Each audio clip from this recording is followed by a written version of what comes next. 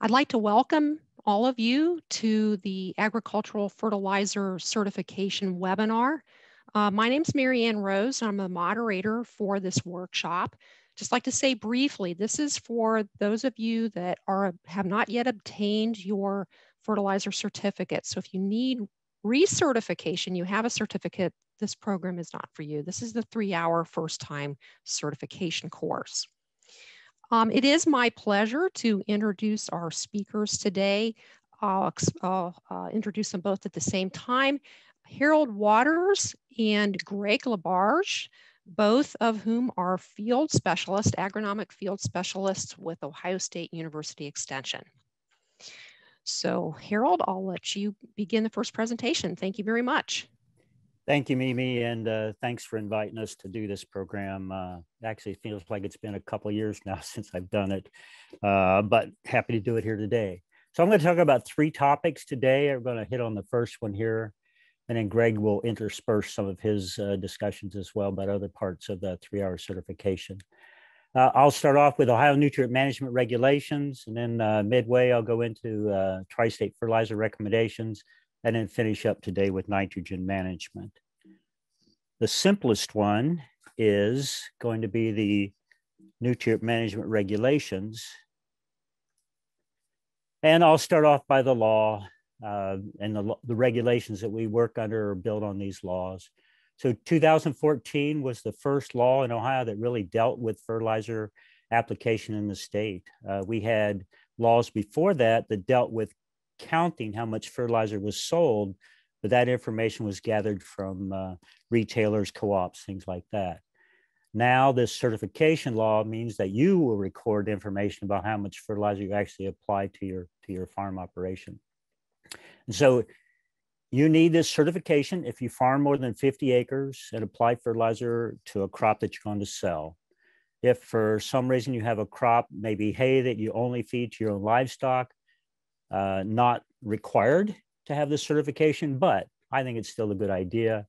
And part of the, I heard recently, if you count it, it will have some focus or a priority. And so I think that is the case with fertilizer, no matter where it's applied. If we have a plan, put on a certain rate, we keep records, that helps us plan our next step as far as the application for the next crop, things like that. So it's a good idea to be certified even if you have less than 50 acres or if you have a crop that you don't sell.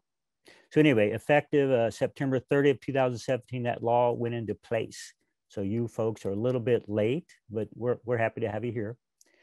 So that was 2014. In 2015, Senate Bill 1 was the first law we had in the state that had restrictions placed on for application of nutrients. In this case, it was spread to manure, as well as to commercial fertilizer.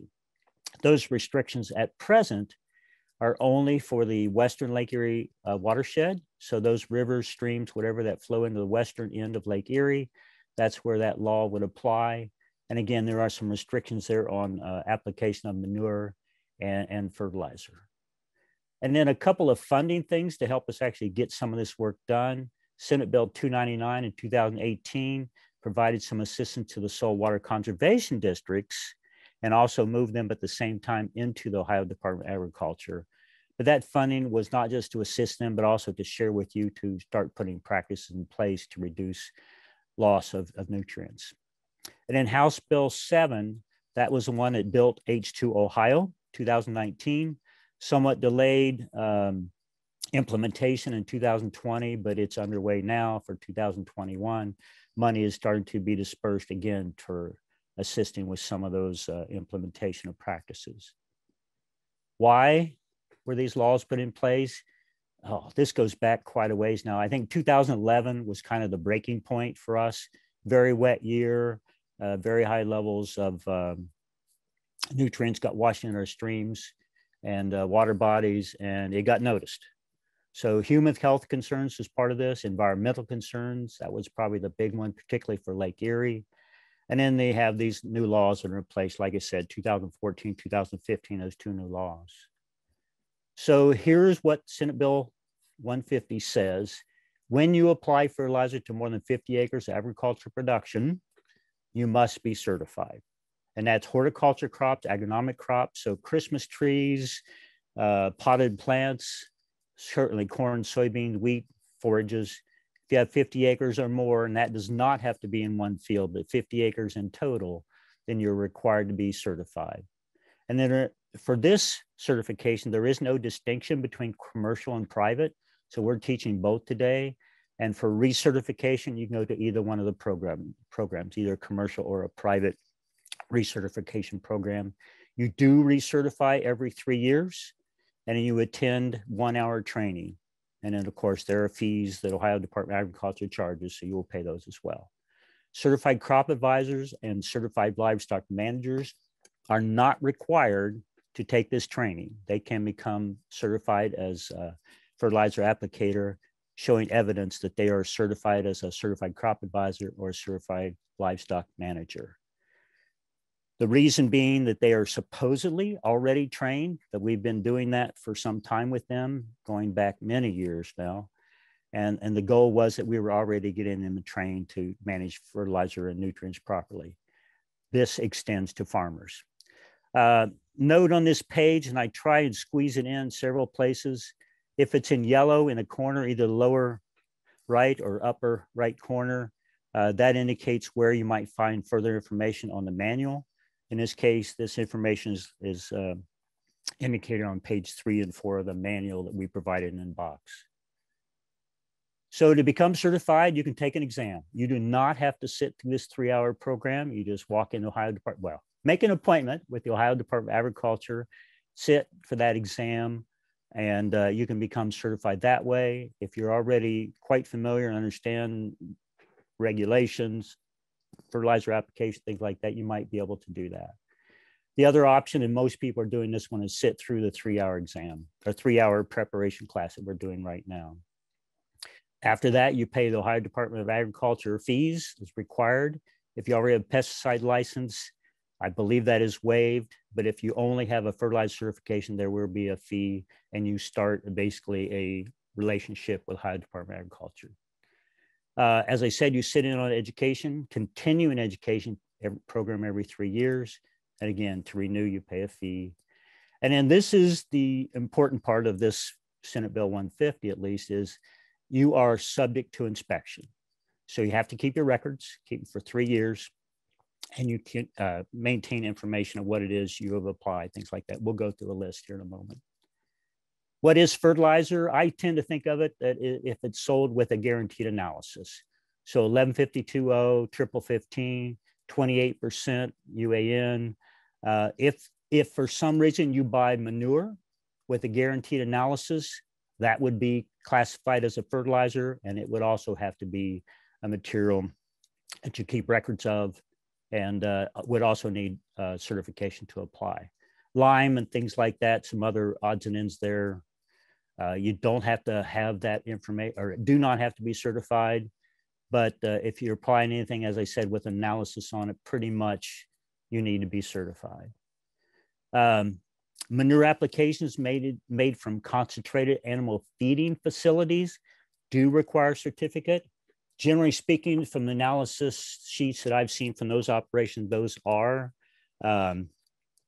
indicate NP and K on that manure. So it would have analysis go with it too.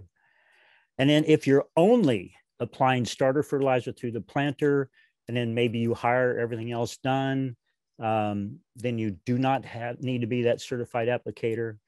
Or if you hire someone, as I said, that makes those applications, you do not need to be certified. But the records of what they do will be given to you. And it may well be that the Ohio Department of Agriculture will ask you to see those records. Direct supervision. You do not have to do all of the application yourself. You can use someone in your operation to do that as well, a family member or a full-time employee. But the applicator must be within 25 miles or 2 hours travel time of the person who holds the fertilizer certification. So they have to be basically within reach, and you have to tell them how to do it, the appropriate ways, maybe how to calibrate, things like that, but they have to be under your supervision. And then these are the records we have to keep. Again, this is in your manual. This is page 5. Again, you keep these records for 3 years from the time you make the application. but who it is, who applied the fertilizer, and if they're under your supervision, then you put your name on there as well. Date, place, time, how much, how did you put it on, acres applied, total amount of fertilizer applied, the analysis of what you applied, soil conditions. So was it wet, muddy, dry, those kind of things. Weather conditions at the time of application. Was it raining? Is it going to rain tomorrow?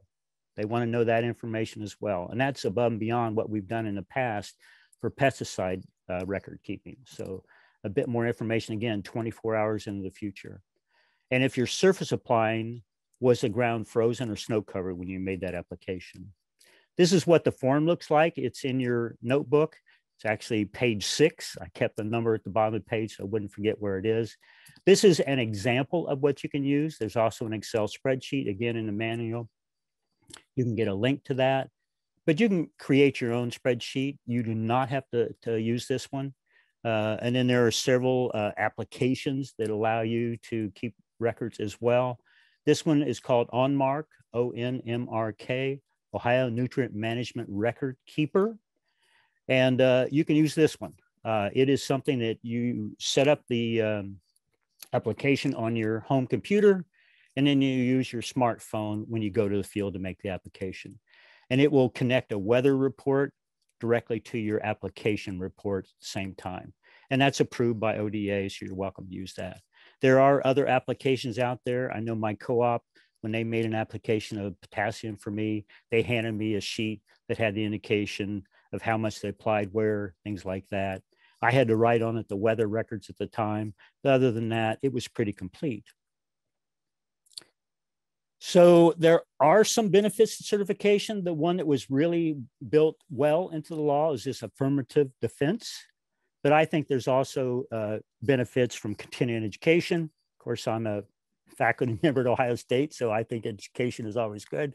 But continuing education is a good way to keep up with what may be happening concerning nutrients and how to avoid some of those environmental impacts.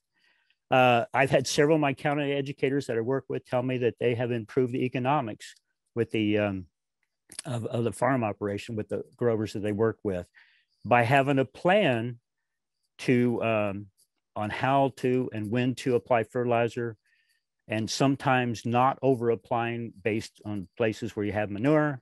They have improved the economics of some of those farm operations they work with. So what the law does, it allows you to use your certification as a defense. So you become a certified applicator. You follow the rules, and that means best management practices along as well as what the law says. And then you also have a complete voluntary nutrient management plan. And those plans are as approved by soil and water conservation districts and RCS. And then Ohio Department of Agriculture may also designate others to approve those plans. But I think everybody should have a voluntary nutrient management plan. I still find people who do not, but it is a really good idea to have. And again, it's about knowing what you applied, having a plan to judge that against, and then you make changes as needed going in the future. And again, that's in the manual, the fertilizer certification manual, page 7. And then this is another way to make that plan, this nutrient management plan. This is the OSU E-Nutrient Management Workbook. It's online. The Agronomic Crops team, we have that on our website. You're welcome to go there and get it. I did not put the page number in the book, but I believe it's indicated in the book as well. So this tool, you can set up 7 fields or 7 zones within a field. It can be used for both manure and commercial fertilizer. And as I said, Ohio Department of Agriculture has approved this as one of the ways to develop that voluntary nutrient management plan. It still must be approved by Soil and Water, ODA, et cetera, but it's a good tool to kind of build that plan you have for your farm. Senate Bill 1, as I said, this is the restriction law, came about in 2015. So these counties, parts of all or 24 counties in Northwest Ohio, have restrictions on winter application, in particular of fertilizer and manure. This bill, this law, applies directly to nitrogen and phosphorus. Senate Bill 150 applied to all fertilizers. So this one is a little more restrictive, partly because it's the phosphorus and nitrogen, nitrogen and phosphorus that are a problem in that Western Lake Erie Basin. So here's the restrictions. Do not apply on frozen or snow-covered ground. Do not apply when the top 2 inches of soil is saturated with precipitation. And then if there's a greater than 50% chance of precipitation, do not apply. And for a commercial fertilizer, it's 1 inch in a 12-hour period. For manure, it's a ½ inch in a 24-hour period. So again, that 24-hour record keeping for weather information is part of what we're looking for. And it's part of a way to make you think about whether or not you should be making that application. There is this unless down at the bottom. If you can inject that fertilizer, if you can inject that manure, then you are allowed to make that application. Frozen and snow-covered ground may be a little more difficult to inject, although I did see there was some manure spread here just in the last few days on frozen ground as this snow was coming off. They must have been very careful about how they did that, but I have seen that that was done just the last few days. And then H2 Ohio, again, that came along in 2019. It outlines 10 methods to reduce the phosphorus impact on Lake Erie. Starts with soil testing, goes into ways to better apply those nutrients. Then it goes into conservation practices, and then structures. And that's the money one right there. That's the big one. That's what costs money. Some of these other ones, particularly some of this list up here, 1, 2, 3, 4, may only be minor additional cost to your operation. Along with entrance and approval for your farm to get into the H2 Ohio program comes funding as well. And then this is kind of my summary of what that looks like. First, what you do is you do an inventory of your practices. They look and see what you're doing. Is it a good idea, bad idea? They may suggest some changes.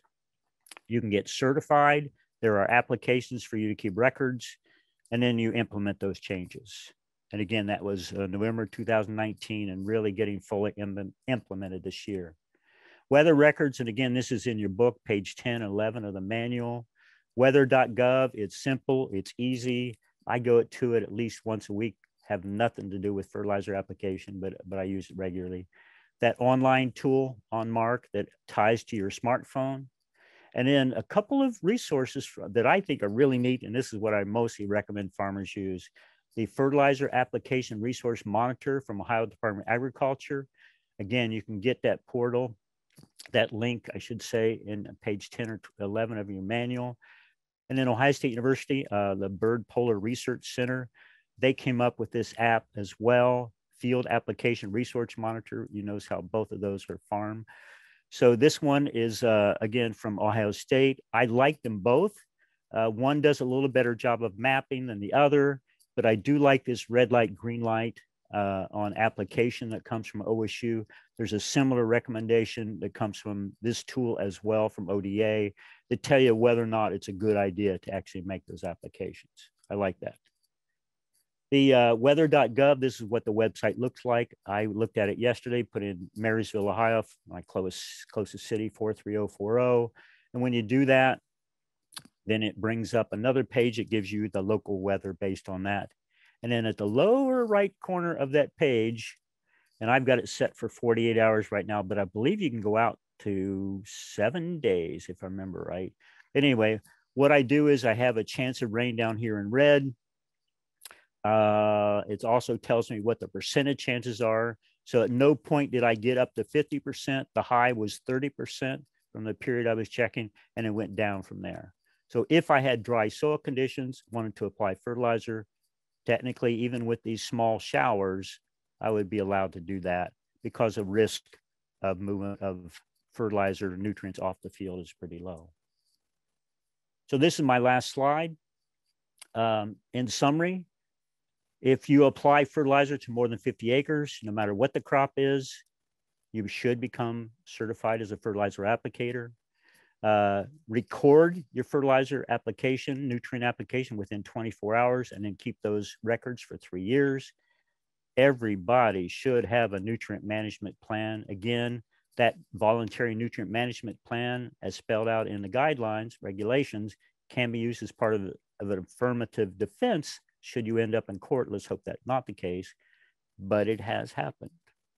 So having a nutrient management plan is always a good idea, even if it's something that you have in a notebook sitting next to your farm desk that you refer to, 3 or 4 times a year. It's still a good idea to have that. And again, soil, water, DNR, I should say NRCS, ODA would be approval for that. And then please, please, please follow those fertilizer and manure application restrictions for Western Lake Erie Basin. And even though those guidelines today only apply to those all or parts of 24 counties in Northwest Ohio, they are excellent best management practices for the whole state.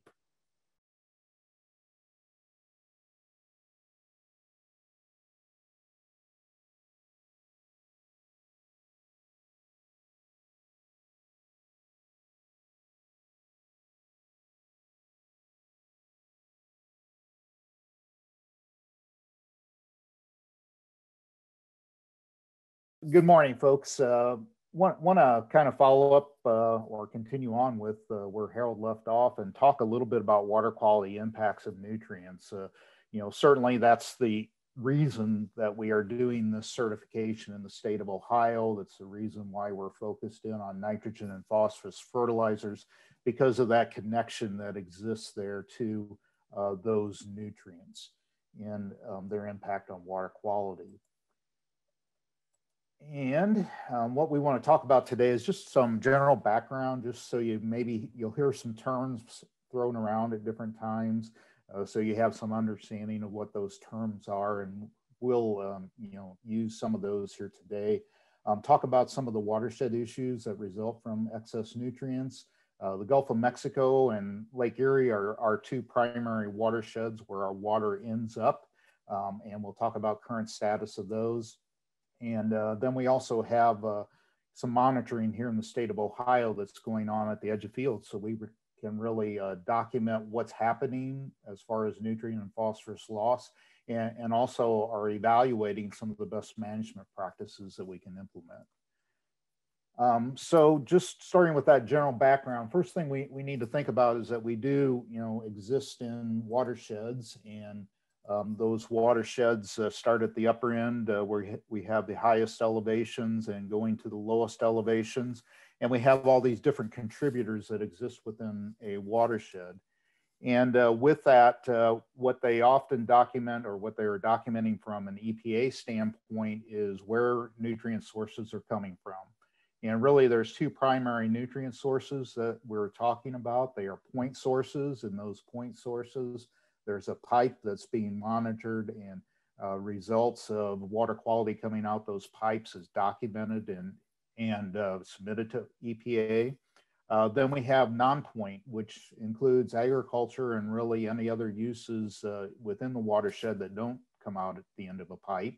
And what we're doing with those is really kind of taking the total that ends up at the end of the Maumee River, for example, minus the point sources, and that then documents the non-point sources. They do try and divide up that non-point source, as we see these, see the community here. They may do some estimations of what sewer contributions might be, and we'll see that here in some graphics that we have a little later on. So just an idea of how they try and document nutrient losses within a watershed.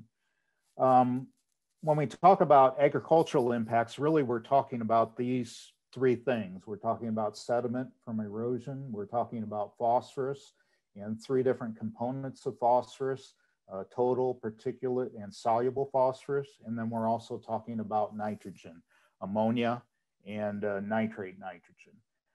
Really, it's kind of interesting that another impact from agriculture is going to be pesticide use, and we aren't focused much on that today, but that's a reason why a lot of you have a pesticide applicator's license, is because of a linkage there to water quality. But we have some issues that are more pressing with these 3 items that we see. Sediment is pretty easy to understand. It's the loss of soil coming from a field with either within the field, as we see here, or we see as that water moves down a stream that we're picking up sediment off the banks as they collapse. And we can see it very visually in the graphic here coming out into Lake Erie and even up into Lake St. Clair, where some of the Canadian agriculture comes out of that area of their country and ends up in Lake St. Clair. And really the big impact there is within the stream. It certainly causes some issues as far as wildlife or aquatic life is concerned. But dredging within the harbor of Toledo is a predominant activity that happens annually, where they're removing 850,000 cubic yards, which is about 800 or 85,000 concrete trucks full of dirt from the harbor there, and moving that out at a cost of $2.2 million per year. Total phosphorus, and what we're thinking about with phosphorus overall is the impact that it has in relationship to really promoting aquatic growth. And we look at really three components. We're looking at total phosphorus, which is what's represented right here in the beaker, where we're just collecting water out of the river system, and that's what that water looks like. Then we have particulate phosphorus, which is actually where we take this water in this beaker, run it through a 45 micron filter, and what's left on that really represents the particulate phosphorus. And then over here, that clear beaker or water with in the beaker that is clear, with that, what we're seeing is it still does contain nutrient, and that is a nutrient that's in a soluble form. And that's important when we start thinking about the impacts within a water body, because the particulate phosphorus, if we have it going downstream, it's still an important source of phosphorus, but it's going to become available very slowly as it moves down the stream. And aquatic life from our aquatic plants in particular are going to grow slowly, because there's only 8 to 30% released as it moves down the stream. That soluble portion, as it comes into a water system, it's going to be 100% available to grow aquatic life. So things with a higher percentage of soluble phosphorus will grow aquatic plants in particular faster because of that availability. When we talk about nitrogen, we're talking about ammonia, and anhydrous certainly is one source of that, but also really all of our fertilizers are made up of either ammonia or nitrate components or species of nitrogen. And we can see ammonia coming off of fields in relationship to fertilizer application. We can also see ammonia coming off in relationship to manure applications. Nitrate, it's going to be resulting from nitrogen in the soil system. We have that ammonia or ammonium convert over to nitrate, and then nitrite, and then nitrate. And that both nitrite and nitrate is involved in leaching, but nitrate is the primary species. So losses of nitrate coming through tile systems is really what we're thinking of when we talk about nitrogen. That kind of sets the background, just a few terms that we'll talk about during today's program and in relationship to water. And then let's talk a little bit about what some of the issues are. And some of the issues that we have are just simply concentration of these nutrients existing in water can cause human health warnings for potable water systems. Probably the most commonly known is nitrogen in a water system. If we have that at greater than 10 parts per million or 10 milligrams per liter, we have issues in relationship to how that affects, in particular, infants who are taking in really most of their diet from that water source, if it's being mixed with a formula and then ingested for meeting their nutrition needs.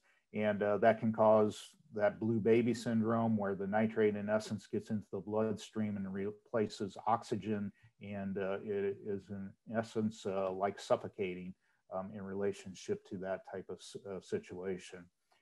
There's some more recent data that talks about health impacts of nitrates in water systems. And you see 3 listed there that have an increased risk from high nitrates or nitrates being in potable water, colorectal cancer, thyroid disease, neural tubal defects. So there are some human health impacts that go beyond what we think about with simply high nitrates in infants and blue baby syndrome. Ammonia, when we talk about that in a water system, it is one of those that it has impact for aquatic life. You know, here what we're talking about is fish kills, and small amounts of ammonia in a water system being measured a couple parts per million will result in wildlife or fish kills in not only fish, but other organisms that might be in the water. And we can see and have some recent cases where actually when we think about manure applications, then leading to these fish kills, and it is ammonia component coming out through that manure application. So a couple of things there in relationship to just the concentrations of nutrients existing in a water system. The other thing that we think about with nitrogen and phosphorus is just like we need those in the soil to grow our crops, aquatic plants, when we have those nutrients available in water, will grow and grow in excess. And on this picture right here on the left-hand side, this is kind of a classic study where a barrier was between 2 lakes. We added phosphorus, we kept phosphorus low, and we can see green algal growth, you know, cyanobacteria growth, some organism in essence that has, with phosphorus being available, been able to grow to a, you know, really visible comparison here. We have, you know, what we see here, and this would be near one of the islands, Stone Lab, where we have actually Jeff Reuter's hand going into the water, and we can see that blue cyanobacteria. You know, we talk about algae, we talk about cyanobacteria, so these single cell organisms that can increase in growth, but we can also have rooted floating vegetation, submerged vegetation, non-rooted floating vegetation. All of these can cause issues as far as growing in excess. And what the growth of those in excess is, anytime a plant grows, it's going to ultimately die and by completing its life cycle, and it often is going to end up in a deeper part of the water system where it's going to break down. And hypoxia is the result of that organisms breaking down that residue and resulting in oxygen depletion of the water. That affects wildlife, actually aquatic life, as far as some of the higher organisms that would need oxygen to grow.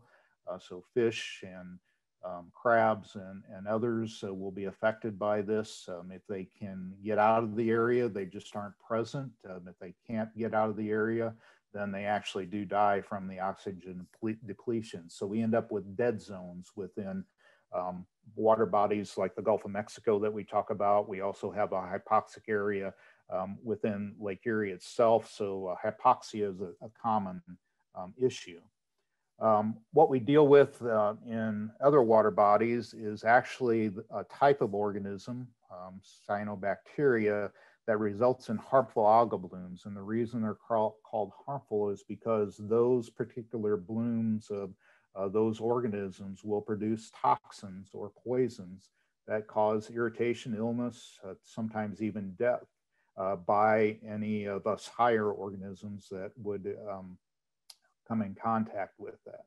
And what we'll see on Lake Erie, what we'll see on Grand Lake St. Mary's, what we'll see on Buckeye Lake, and a whole variety of other water bodies is these warning signs that talk about if you see that kind of bright colored bloom out there, don't contact the water because of these issues of toxin production from these blooms. So it raises the bar when we're talking about hypoxia and just a dead zone where aquatic life can't exist, to harmful algal blooms where we actually have human health effects.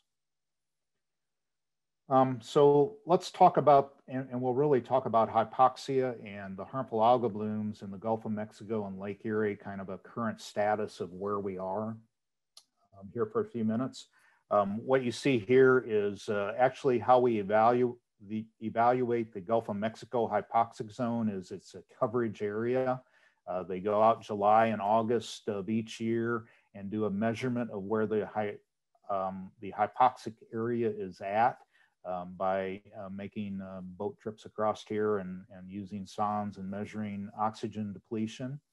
And down at the bottom here, what we have is going back to 1985 up to current, that area of coverage. And you can see that it's ranged, anywhere from around 2,000 square miles up to close to 8,000. Actually, I think it might have been just over 8,000 here in 2017.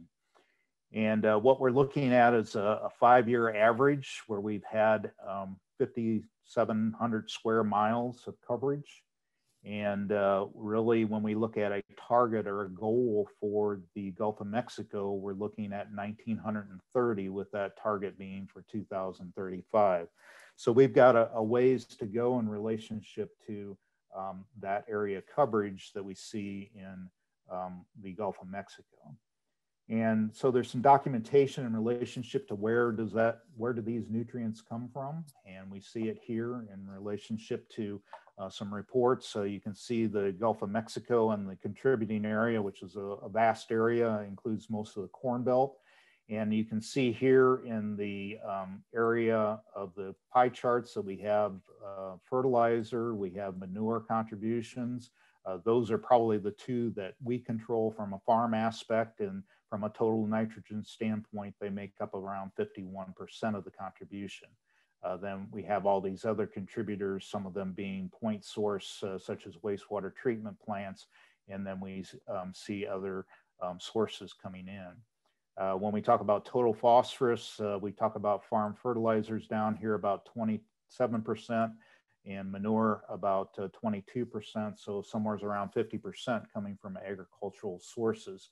So, when we think about trying to reduce the amount of nutrients going into the Gulf of Mexico, we look at this watershed and try and look where we can make improvements from an agricultural perspective to lower that contribution.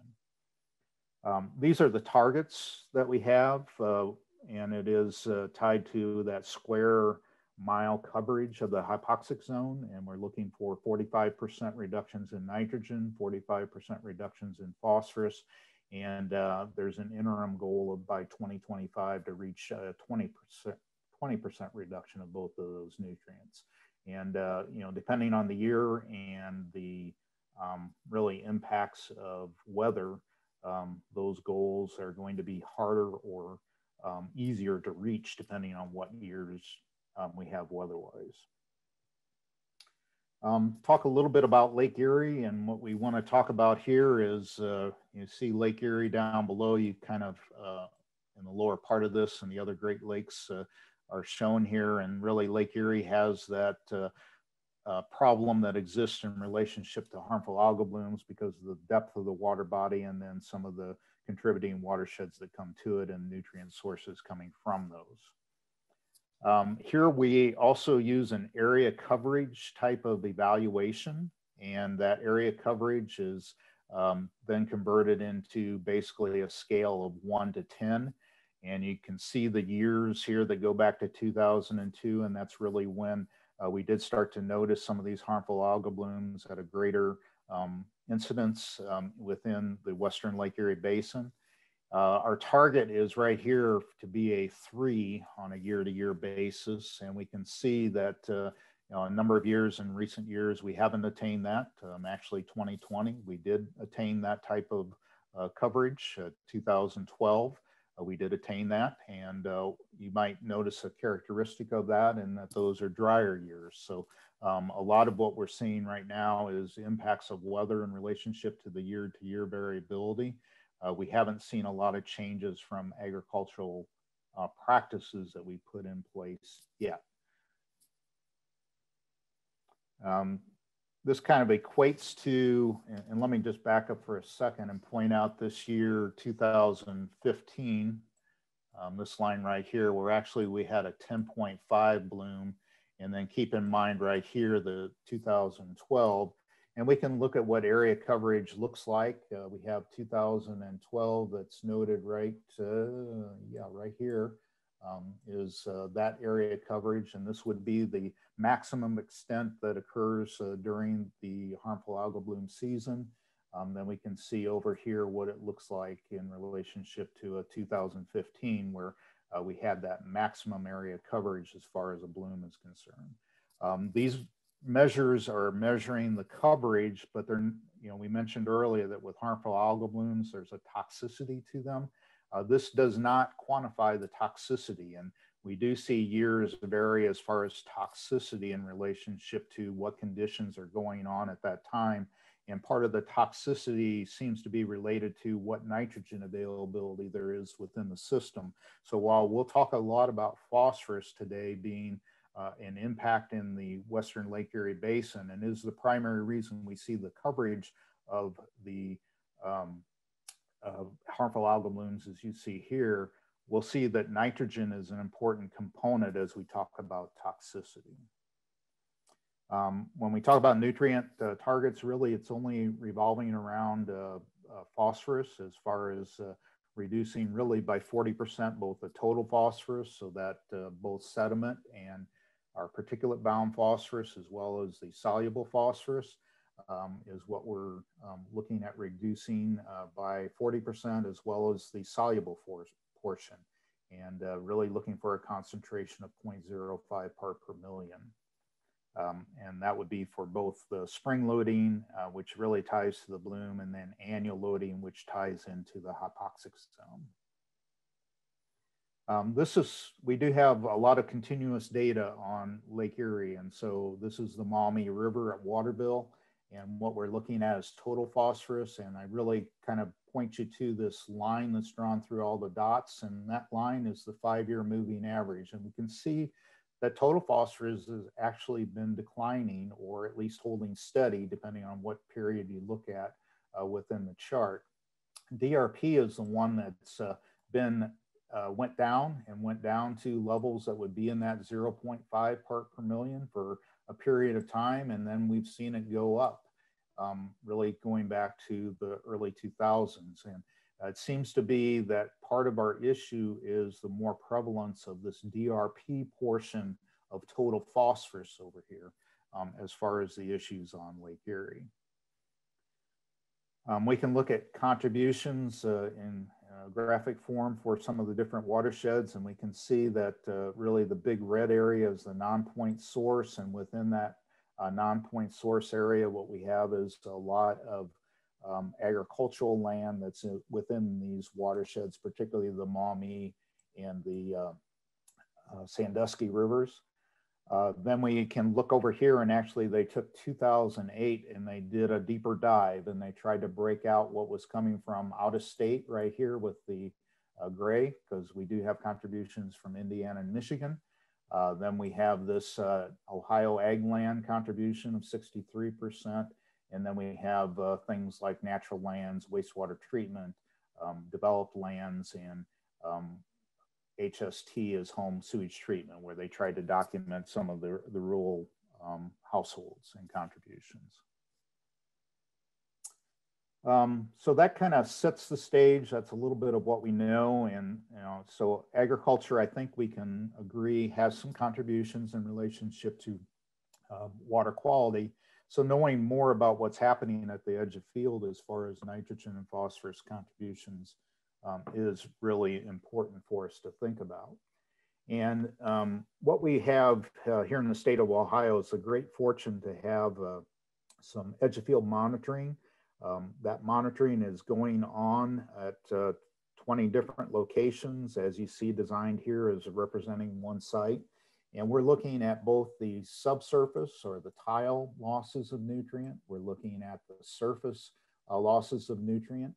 And what we have at these 20 sites is actually two fields. We have field 1 right here, and we're able to document the subsurface contributions and where the tile system runs.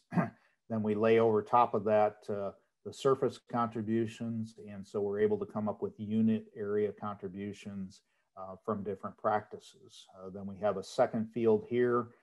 The second field is important because by having these either within the same field or close by, we can start documenting what practice changes make as far as water quality is concerned from an agricultural perspective. And we're monitoring both of these, and we're monitoring those really 24/7, 365. So there's actually small propane tanks that are associated with these. So whatever runoff we would have gotten during the period of February here, where it's been so darn cold and so much snow, and any melting that might have occurred, we've been able to document and get samples of whatever was coming out the tile system, or if water was coming off of the surface. What we're monitoring for is the water from both of those sources, surface and then subsurface. We're looking for phosphorus, we're looking at nitrogen, suspended solids. We also get an ideal of flows and how much water is retained on site versus what comes out the tile system or through drainage. So that's interesting. Out of a 30-inch rainfall, we'll maintain or only have maybe 10 inches of runoff when we're at normal levels within a field situation in Northwest Ohio. So it gives us a good idea of how water is leaving the site, which is important when we start talking about how we quantify nutrients. And these are results, these are summary results that you're seeing right here, really going back to 2011 and up to 2019. And this would be the nitrate nitrogen component. We have these paired fields. We have site A, and then here's field 1, here's field 2 at site A. And you can look across, and these are 20 sites represented. The open area that you see here on the top of these lines, that represents what's coming off the surface. And the closed or the dark black area represents what's coming out the tile system. And there's actually a couple of these sites where we don't monitor surface water in Northwest Ohio, because the reality is that all the water comes through the tile system. So there's even a couple sites that exist like that, but most sites are monitored for both surface and subsurface. So there's a couple of observations that you can make off of this. First of all, not all fields contribute equally, so management practices are important, as well as the inherent characteristics of the site. And we can also see that we have some sites that were nearing almost 100 pounds per acre of nitrogen loss. That is real money at 40 cents a pound, 45 cents a pound, whatever the price is today. We're talking $40 to $45 an acre that's flushing out the tile system and going downstream. So from a nitrogen standpoint, we really have an economic story to talk about. We also have these high sites having some relationship, I think, to where manure was applied, and then commercial fertilizer on top of that. So we have some opportunities to reduce the amount of nitrogen going off of fields by making different management decisions. I think our average is somewhere in this 25 to 30 pounds per acre loss. Still significant, but we can put real dollars to that, but it kind of follows the background of what we see in that basin. So that's nitrate nitrogen losses. We can add to that the DRP losses, or that dissolved soluble portion. And very similarly, we see where each field contributes differently. I should note that site A here and site A here are matched fields. So, when we talk about site A, it's fairly low from a nitrogen standpoint. fairly low from a phosphorus standpoint. Site B, we have a high amount of phosphorus being lost, at least high as a relative, and still have a pretty low nitrogen loss. So gives us an idea of what's going on. And we can see once again that field to field, that variation exists. Same thing where the tile is represented with the black, the open area within the bar is the surface contribution. This line right here represents that 40% reduction and what that would look like on a pound per acre basis. And you can see that scaling is different here for phosphorus and nitrogen, where we're talking about, up to 3 pounds of loss for DRP. We're talking up to 100 pounds of loss for nitrogen. So it's about a 10-fold difference what we see in soluble losses of phosphorus versus nitrate. But this is not insignificant, these losses from a, what we see from an aquatic plant growth standpoint. So these are some of the practices that we've had in place, some of the practices that we're following in relationship to thinking about improvements, where we talk about 4R nutrient practices, where we can make rate changes, use soil test results better, look at placement where we can subsurface place or incorporate nutrient that's applied and take full account of what that weather is coming up as far as how that might affect the losses. We can look at using manure better within the watershed, and that would really be statewide. As Harold said, the rules that follow are going to be just as effective on reducing nutrients in the Lake Erie Basin as they are in the Ohio, as long as we apply them to field situations. It's just that Lake Erie has such a target on it right now that it's getting some extra push. When we get to really high type of situations where we have soil test levels above the agronomic range that we'll talk about a little later of 50 parts per million, that's where we really need to think about some of these more capital intense type of practices, water retention, filtering, making sure that we're controlling erosion. All of those types of things need to be in place too, as far as erosion control, need to be in place to really shore up our agricultural practices and reduce our contribution. And then there's some other situations where things like a phosphorus removal structure really makes sense, because we have that high situation like we saw in field B just a few minutes ago of DRP. And actually we have a phosphorus removal structure at that site testing the effectiveness of that. So just kind of in summary, nitrogen and phosphorus are the primary nutrient concern. When we talk about Lake Erie in particular, phosphorus is that primary nutrient at that point, but I think we'll start hearing more about nitrogen in the future. Nutrient reduction goals really look similar, whether we're talking about Lake Erie, Gulf of Mexico, that a 45% reduction of nitrogen and phosphorus would look good in both of those watersheds to improve water quality. Agriculture gets a lot of focus to it because it's a large land use. The contributions on an individual acre basis tend to be small, depending on what nutrient we're talking about, but add up over a watershed, particularly when we're talking about phosphorus. And nitrogen is a challenge for us all the time, because we know that we're only getting 40 to 50% of what we applied in a crop that we're harvesting. And we do, in nitrogen rates, take account into what the weather is going to be and what those losses might be that we experience. Edge of field testing does give us an idea to test these, or a way to test these best management practices, look at lowering nutrient losses while maintaining agronomic productivity.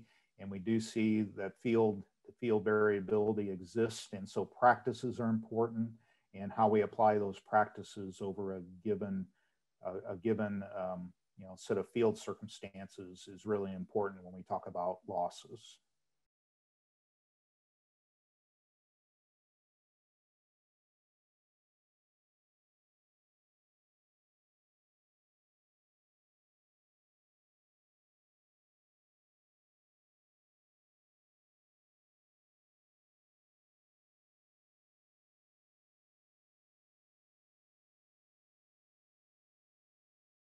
we'll go ahead and get started here with another discussion, and I think a fairly important one when we start thinking about how do we evaluate agronomically and then even environmentally what we want to do. And it's the ideal of taking a soil sample and doing an effective job of that, and then using the results to make decisions from the standpoint of what we do agronomically, and then think about best management practices.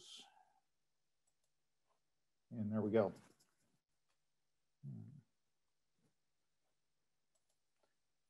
All right. So what we want to talk a little bit about here is some of the minimum practices in a sample collection and analysis that we want to do. Really, soil testing for us is a foundational practice, gives us an index of nutrient availability used to estimate the probability that we will have a crop response to adding fertilizer. When we track it over time, we can give us an idea of how soil tests are trending, what we have as far as mass balance of nutrients coming into the system from fertilizer applications, what's going out in relationship to harvested crop, and it can give us an idea of what whether our soil test is trending the way we want it to. In other words, either building or being drawn down over time based off of that balance. So we can fine tune a fertilizer program by knowing that. And when we talk about phosphorus, it also can be an indicator of loss for us in relationship to phosphorus. For soil sampling, though, to be, or soil test report to have the best meaning or greatest meaning for us, we really want to do some things to check the quality of what we're doing in sample collection and analysis, because we want to have confidence in what those soil test reports say so that we can rely on them to be an effective tool for us to make those agronomic decisions on. And there are these key things that we want to keep in mind when we think about that. We want to talk about the sample size of the area, and we want to talk about core collection and laboratory selection. We want to standardize those in a way that gives us the most meaningful soil sample results that we possibly can have. Hey, Greg, sorry to jump in real fast, but we're seeing this in presenter mode, not the main slide, just letting you know. Sorry. Not a problem. Perfect. Thank you for that, Adam. What we want to talk about in quality control is why is it important? And it's important because we are taking such a small sample size. We're taking a 1 pint, basically 1 pound of soil to represent multiple acres in many cases. And with that, what we're trying to do is make sure that we have that sample be taken in locations and enough locations so that we can rely on the results. So the ideal of dividing up the field first and foremost is fairly important. When we talk about taking a whole field sample, we don't want to exceed more than 25 acres. And there are still reasons to use a 25-acre size if we don't see a lot of variability across the field that we would make management changes on. If we have a lot of variability that we can identify across the field, it certainly makes sense to do some more intensive either zone sampling or grid sampling that result in some smaller sizes, and we can tie those into productivity within the field because we know that varies by soil types across the field where soil type changes dramatically. Past management can be another impact as far as the way we think about dividing up zones.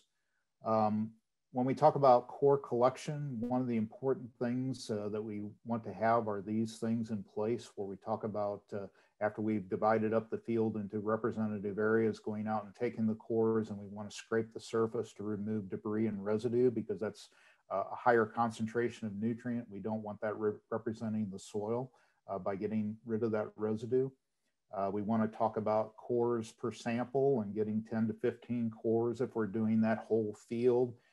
If we've had a history of banding in that field, we want to increase the number of cores so that we can, hit on a more frequent basis those bands and include those in our sample that we're going to send into the lab.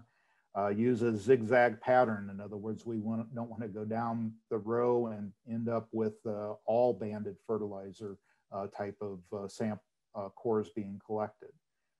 We want to think about avoiding sampling 6 months after a manure application and 2 months after a fertilizer application to allow those to become more of the soil profile, be able to basically the higher concentration in the manure to or fertilizer to move out and into the soil system and become a part of the soil system itself.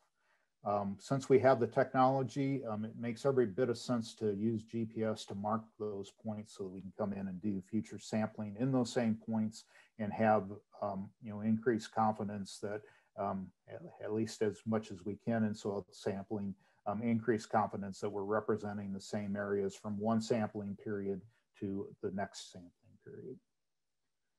The standard depth of core for the tri-state fertilizer recommendations is an 8-inch core. Shallower depths can change nutrient concentration. As you see over here on this chart right here, we can have a dramatic change from in 1-inch increments down through the soil profile. And what we end up with is if we take shallower soil tests, we're going to have a higher nutrient concentration, and that being represented in the soil sample. So depth is very important if we're talking about comparing one period sample to the next. Taking a 6-inch sample one time and an 8-inch sample the next time will guarantee that those results kind of look nonsensical to us as we look at the soil test report. Really, time of year doesn't make, it makes a huge difference unless we're doing it at the same time of year, which is what we recommend. Pick the time. Do you want to do spring sampling? Do you want to do fall sampling? And base then future sampling on those same periods, because we know that nutrients are drawn down in essence in the soil profile during the growing season by crop uptake. Then we have residue that comes back into the system. We also have more nutrient coming off some of those less available sources that replenishes that later in the season and during the non-growing season. So consistency in timing is important to have consistent soil samples that we can feel confidence in. Selecting a soil test lab, really look for a couple things. One, that they have and follow the NRC 221, which are the chemical procedures for us in the North Central region. There's some quality programs like the proficiency testing program that you see listed there. Ask if they are a participant in that. Ask about what internal checks and quality control procedures they use. And there's a listing of labs that we provide that they're fairly well known, and it's not a huge number of laboratories that we have options to send to. And most of them, and I would say all of them, do a good job of sample analysis. Really, when we talk about results being off, it tends to be how we collected the soil sample when we're comparing periods. So that's kind of some best management practices in relationship to what we want to talk about for soil sample collection. Then what we want to talk about is using a soil test report, those results that come back from the lab, and how do we make decisions off of that. This is a soil test report coming back from a lab, and we can see the results there. And there's really 5 key things that I look at on that soil test report. I look for the cation exchange capacity. I look for the soil pH. I look for the buffer pH. I look for the phosphorus and potassium numbers. And just run through these real quick. Cation exchange capacity just measures the capacity of the soil to hold nutrients within the soil system. Sandy soils are going to have a lower CEC. Clay and organic matter gives us CEC, so higher organic matters and higher clay contents are going to have increased cation exchange capacity. And we can sometimes, in fact, many times know what the soil type is, at least get a feel for it by what the CEC is coming back. pH is just a measure of the hydrogen ion content of the soil, and gives us from an acidic reading up to a basic reading. We're looking to be somewhere in that neutral range of 6.0 to 7.0. And why that's important to us is because it affects nutrient availability. And you can see here that around 6.5 really maximizes the availability of most of the nutrients that we have that we work with for crop production purposes. And so being somewhere in that range is really ideal for most of our agronomic crops. Buffer pH, when we talk about buffer pH, really what that does is give us a line recommendation. It's measuring what is the hydrogen ions that are on that cation exchange capacity that we see right here, and what might come off in the future. And that helps us determine the lime rate, because when we add lime, we're going to form water and carbon dioxide, and that's going to then tie up that hydrogen, and more hydrogen are going to continue to come off of this up to a certain point. So if we just use the pH, all we're going to do is measure the lime needed to satisfy this requirement. With the buffer pH, we're measuring what's coming off here, and we get a lime rate that's going to actually adjust the pH of the soil for the long term. We're going to focus in here on soil test phosphorus, but also want to mention soil test potassium here as well. Really what we do measure in the soil test is the readily available P that's in K, that's in the soil solution. And then we're going to also measure what available soil sources of those two nutrients exist in the soil that are going to continue to replenish that soil solution over time. So, think about it in this way, is that, there's a lot of P and K in the soil. Some of that, in fact, much of it is not available for plant uptake, but there are sources that go from those unavailable sources that break down and then become somewhat available and more available as we have demand within the soil to pull on those sources. So really what we measure with the soil test is the capability of the soil to supply the crop need. The unfortunate thing with P and K in particular is that we're becoming more standardized, but we still have some different ways that we can report P and K and see that on a soil test report. We can see it expressed in parts per million or pounds per acre as far as units, and we can see different extractants. We have moved in Ohio with the 2020 Tri-State update to a Malic 3, and if there's another description besides Malic 3 on your soil test report, do something to make that adjustment so that you can use it with the Tri-States. Parts per million is pretty easy. If we're in pounds per acre, we just divide by 2 and we come up with parts per million. We have simplified if we're in a Malic 3, or excuse me, if we're in a Bray P1 extractant, we multiply that times 1.35, and that gives us a Malic 3. You see that equation down here. And so our 25 Bray P1 will give us, or is a 30, converts to a 34 Malic 3.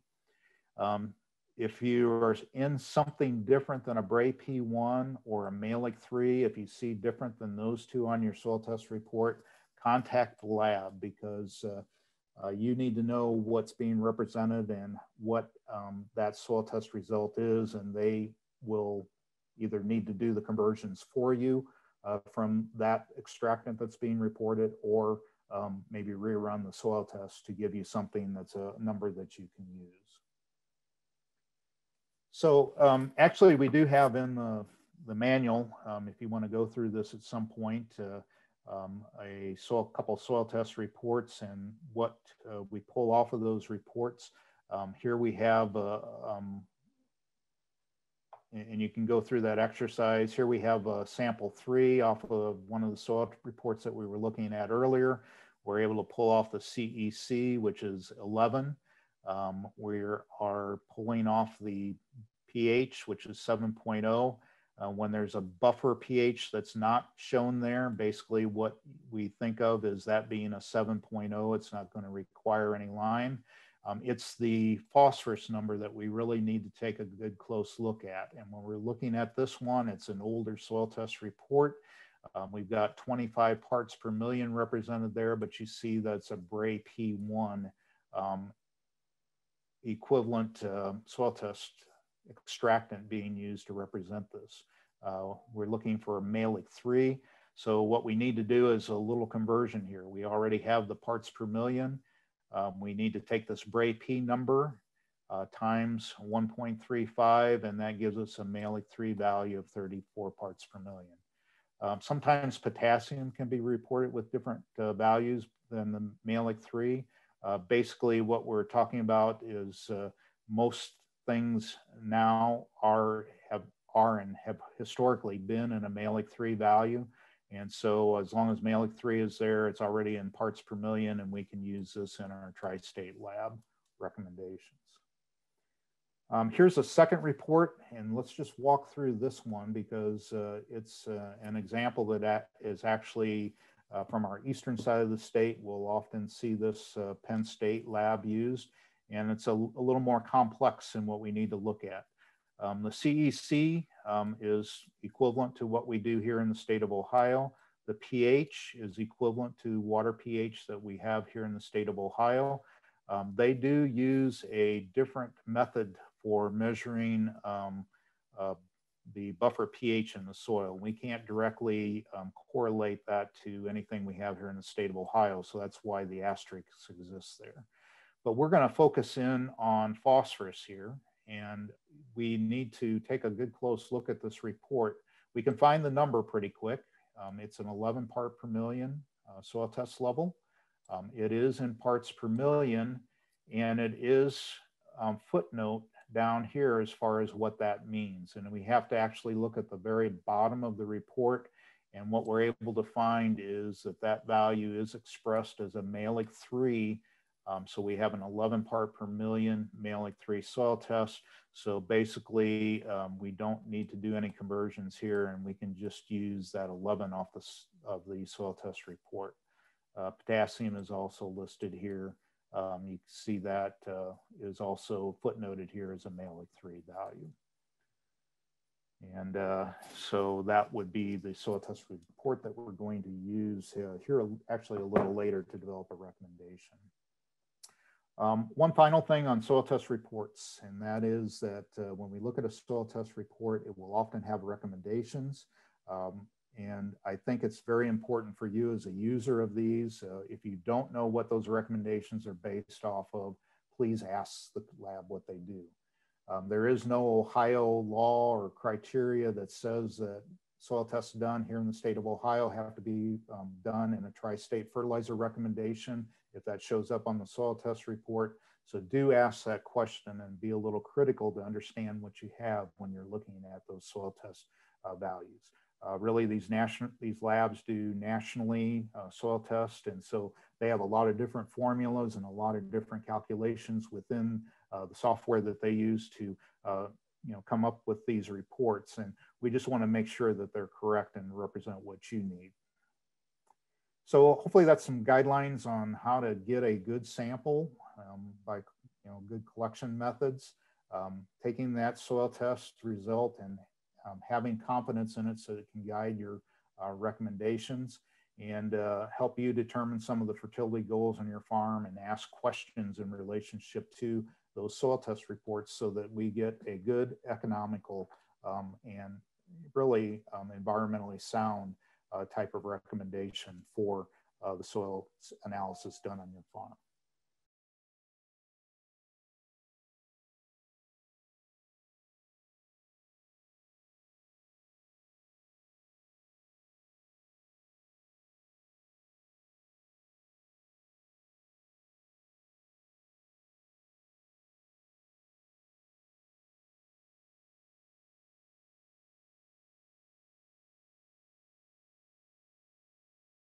So we're going to build on what Greg just went through there, not just pulling a soil test, but also move a little bit farther into kind of what we need to understand what those results mean. And then again, I'm going to talk about tri-state fertilizer recommendations. We had a recent update, I guess I will say, in November of 2020, we did publish the update. So it's been 25 years since the last update. Lots of hard work, I need to tell you, went into that. And I'll share some of that, kind of those results as we go through it. But really what we're doing is building toward that information so you can look at our recommendations and then implement those with your soil test. So as I said, originally published in 1995, that was probably about a 40-year project to get to that point, 1995. And then in November of 2020, we updated our most recent, and that's the picture there on the right, and what that looks like. This is an Ohio publication. Last time, I believe it was a Michigan State publication. Again, the 3 states, Ohio, Indiana, and Michigan, worked together on this. That brings together a whole lot of knowledge, and it also brought together some headaches. It took us about a year longer to put this together than what you would think it ought to, but it's very complete and very thorough. I read it again here in the last 3 or 4 days, and it is very thorough. So it does unify NP and K recommendations for corn, soybean, wheat, and alfalfa across the 3 states. And then our goal is, the original one was, it was a cornerstone of fertilizer management for the region, not just for agronomic crops, but much of that information kind of bled over into other crops that we grow as well. So this is how it worked. I should say that it started even before Steve Coleman, our current soil fertility specialist, came. Robert Mullen, his predecessor, started some work back in 2009. And then real intense work on this project, 2014 to 2019. And again, Steve Coleman coordinated that. We were looking at corn, soybean, wheat responses to the additions of NP and K. So not a lot of work was spent on micronutrients. You need to understand that. And then we had a whole lot of assistance for money. This is probably a $3, $4, $5 million project over those 4 or 5 years or so. But commodity groups, corn, soybean, and wheat all contributed greatly to this, as well as some of the on-farm trial work we did on farm members, board members of those groups on their operations. USDA also contributed funding to this work. We work with industry agronomists. It was really neat. When we first set out on this project, we actually had industry agronomists at the table with us, kind of what their concerns were, and they volunteered to help as well. Crop consultants across the state, as well as our extension educators in all the counties, many of the counties, I should say, work with us as well. All the trials, and these were mostly on-farm trials, replicated 3 and 4 times. So think about the size of those areas that we did, because these were in farm fields. As you just heard from Greg, we use an 8-inch depth. So all of our recommendations are calibrated and based on an 8-inch depth of soil sample, just so you're aware of that. Tissue analysis was also conducted.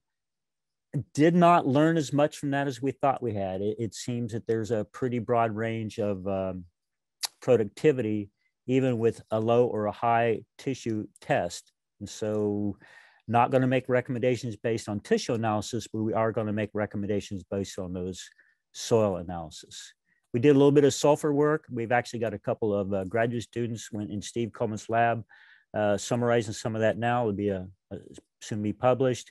And then just to point out that we had 39 counties across the state of Ohio that we did this work in. The original tri-state was done in about 3 counties, that one there, and I think that one there. So that was much of the work done in Ohio was done in those 3 counties, Wayne, Wood, and Clark. As you can see, we got a lot, much broader representation in this publication that we did in the last one. And then of course we have Purdue and Michigan State contributed as well. So that really broadened our race of work, but honestly, careful how you use that term, it's Ohio-centric, and that's driven by those concerns for Lake Erie. So this is the executive summary. It's on page 7 of those tri-state recommendations. but I'll go through it. Greg hit on some of this already, but I'll repeat it. We have moved to Malic 3 for our extractant, meaning we calibrated against that extractant. So all these tests, all these whatever, were tested via Malic 3 and Bray P1 and ammonium acetate, other extractants we've used in the past, but everything was calibrated, recommendations are calibrated against a Malic 3. Critical levels have changed somewhat, minor changes, but it's really based on the fact that we've moved to the Malic 3 and away from the Bray P1. And then the maintenance range has been extended a little bit, particularly in the case of potassium. And then we've reduced how much we've used the CEC for potassium recommendations. We really only have 2 breakouts now, where we may have had 5 breakouts for CEC in the past. Crop removal rates have changed. This is, to me, the biggest difference we might see in our recommendations we make going forward. Crops today are more efficient than they were in the past at making bushels with less nutrients per unit. Recommendations, a slight philosophical change on recommendations. P205 recommendations are based on crop removal. That is, as we did in the past. K2O recommendations are based on crop removal plus 20. That was a controversial addition in 1995. It continues, however, to stay with us for 2020 and going forward. It seems we're having some issues with potassium. We're still losing a little bit more than what we expect, even though it's held pretty tightly on our clays. There's some losses, and so we think that adding a little bit extra beyond crop removal is going to be a good thing to do with our recommendations. And then the real change is build-up part of the scale is now optional, and then the drawdown phase is gone completely. Lime recommendations have not changed. They were updated, I think, last 1997. Nitrogen recommendations, we actually updated and released those information in March of 2018, but it is part of the discussion we'll have today, and then it'll actually be more toward the end. Ohio wheat recommendations are based on yield goal, as they are for the tri-state. There's a slight difference there as well. Some really good work came out of Michigan, and we modified our recommendations slightly. So here is the here is the current philosophy, I should say. Old philosophy had a drawdown phase. That is gone. We no longer do that. So this is our optional buildup there. That's that part of the phase. But for the most part, when we make a recommendation, we're going to ask you, is this rented ground you want to build up your soil test levels, or is this, are you in the maintenance range? And so for the most part, we're going to make recommendations on crop removal, and again, plus an extra 20 for that potassium. And then if you have soil test levels below the critical level, then you would make an annual application. Is going to be a benefit to you. And then for any soil test levels that are in the maintenance range, you can make that application anytime in a rotation. And then just to point out down here, economics does come into this as a concern. We're going to get our biggest bang for our buck from that fertilizer application when there's deficit soil, so those low soil tests. If we're sufficient, we don't expect a response from applied fertilizer, but again, it's a matter of keeping up the soil test levels so you're maintaining your levels. We're in that maintenance range. So as Greg said, we're moving to Malic 3. That is the accepted soil test level for future recommendations. And that's really based on the fact that that's what the laboratories are using. You saw in one of those soil tests Greg just showed you that it was Bray P1 equivalent. My guess is the lab did that test as a Malic 3 and then converted it based on some testing that they've done. So we did more than that. We actually calibrated yield against the Malic 3 test. So it's not a conversion. These are recommendations based on that Malic 3 test. As I said, there's a numeric modification to the maintenance range, and we'll get to those in a little bit. As Greg already pointed out, there are some slight differences between a Malic 3 and a Bray P1. It's at 35% extra. We don't worry about this a lot, but if you want to make some conversions from ammonium acetate test for potassium, it's about a 14% difference. Again, not great. As Greg said, we were probably doing Malik 3 for ammonium or for potassium test anyway. Again, that's on page 31 in the tri-state. Line recommendations, as I said, haven't really changed much. The one change that probably has been happening across our labs is we're now using Sakura modified SMP rather than the SMP buffer. And that's just from a safety for a standpoint for the laboratories, much safer chemicals. So here's that grain nutrient removal and the differences between 1995 and 2020.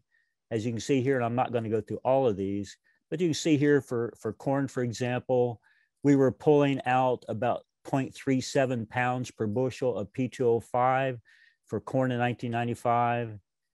In 2020, it's 0.35, so about a 5% decrease there.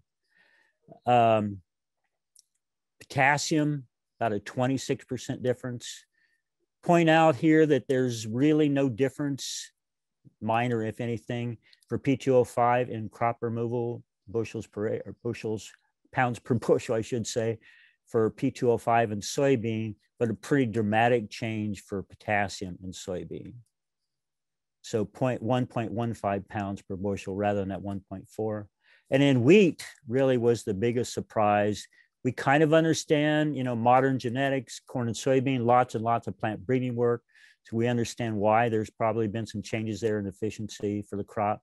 But for wheat, which has a little bit less breeding emphasis, still a 21% reduction in P2O5, so half a pound now. And then for potassium, K2O, 32% less nutrients needed per unit, so less per bushel. So crops today are more efficient across the spectrum. So this is my removal. So this is a chart. If you want to take a picture, this is the one you take it, or look at page 32 in Tri-State. So these are the crop removal that we're going to use going forward. And again, for phosphorus, our recommendations pretty much are going to follow. If that's a crop removal, you have 200 bushel of corn per acre, you have 70 pounds of removal, we're going to suggest that you apply, 70 pounds of P2O5 for your corn crop.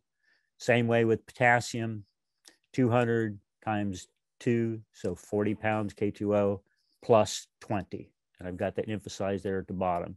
So crop removal of potassium is crop removal, I should say recommendation is crop removal plus 20 K2O. So again, that would be 200 bushel per acre for corn times 0.2, 40 pounds of crop removal is K2O. We add an extra 20 so we don't start falling behind, and we don't want to fall behind on potassium. And again, there's others there for soybean and wheat on that chart. For forages, we did not do a lot of forages work. That's actually one of the goals for the next update, I guess, which is already started. It's in the works, but particularly for forages. So we used information from the International Plant Nutrition Institute. They did some summaries across the North Central region, and that's the information that we supply in the Tri-State fertilizer recommendations. Crop removal here is on a ton basis, and you can see the units there. We do include wheat straw because it is frequently removed, and then keep in mind, when you do remove it, you are removing nutrients, so you have to replace those as well. Probably alfalfa and corn silage are the big ones. Heavy users of both P and K. We need to keep an eye on those, particularly where we have those forage removals, so we don't get too far out of whack as far as our soil tests go. So critical levels. So this is not emphasized this way in your Tri-State fertilizer manual, but on pages 23 to 29, I kind of pull some things together and emphasize that critical level first. For corn and soybean, it's 20 parts per million for phosphorus, and then for potassium, 120 parts per million if you have loam and clay loam soils, loam, clay soils, clay loam soils, silt loam soils, whatever, 120 parts per million. If you have sandy soils or low CEC soils, 90 is going to be that critical point for you. And part of that issue is it just simply cannot hold as much potassium. There's not as much clay there. It's difficult to hold potassium without clay. And so we will allow a slightly less a critical point for that. Wheat and alfalfa, typically we know requires a little bit higher phosphorus levels. And so we have set that recommendation, that critical point for wheat and alfalfa at 30 parts per million. But for potassium, it's going to stay the same for the crops, again, depending a little bit on that CEC. And again, we're lumping a whole lot of material there together, but we just did not see any response across CECs unless we're on some very low CEC soils. And again, that's why we break it out for those low CE soils for sandy, for potassium.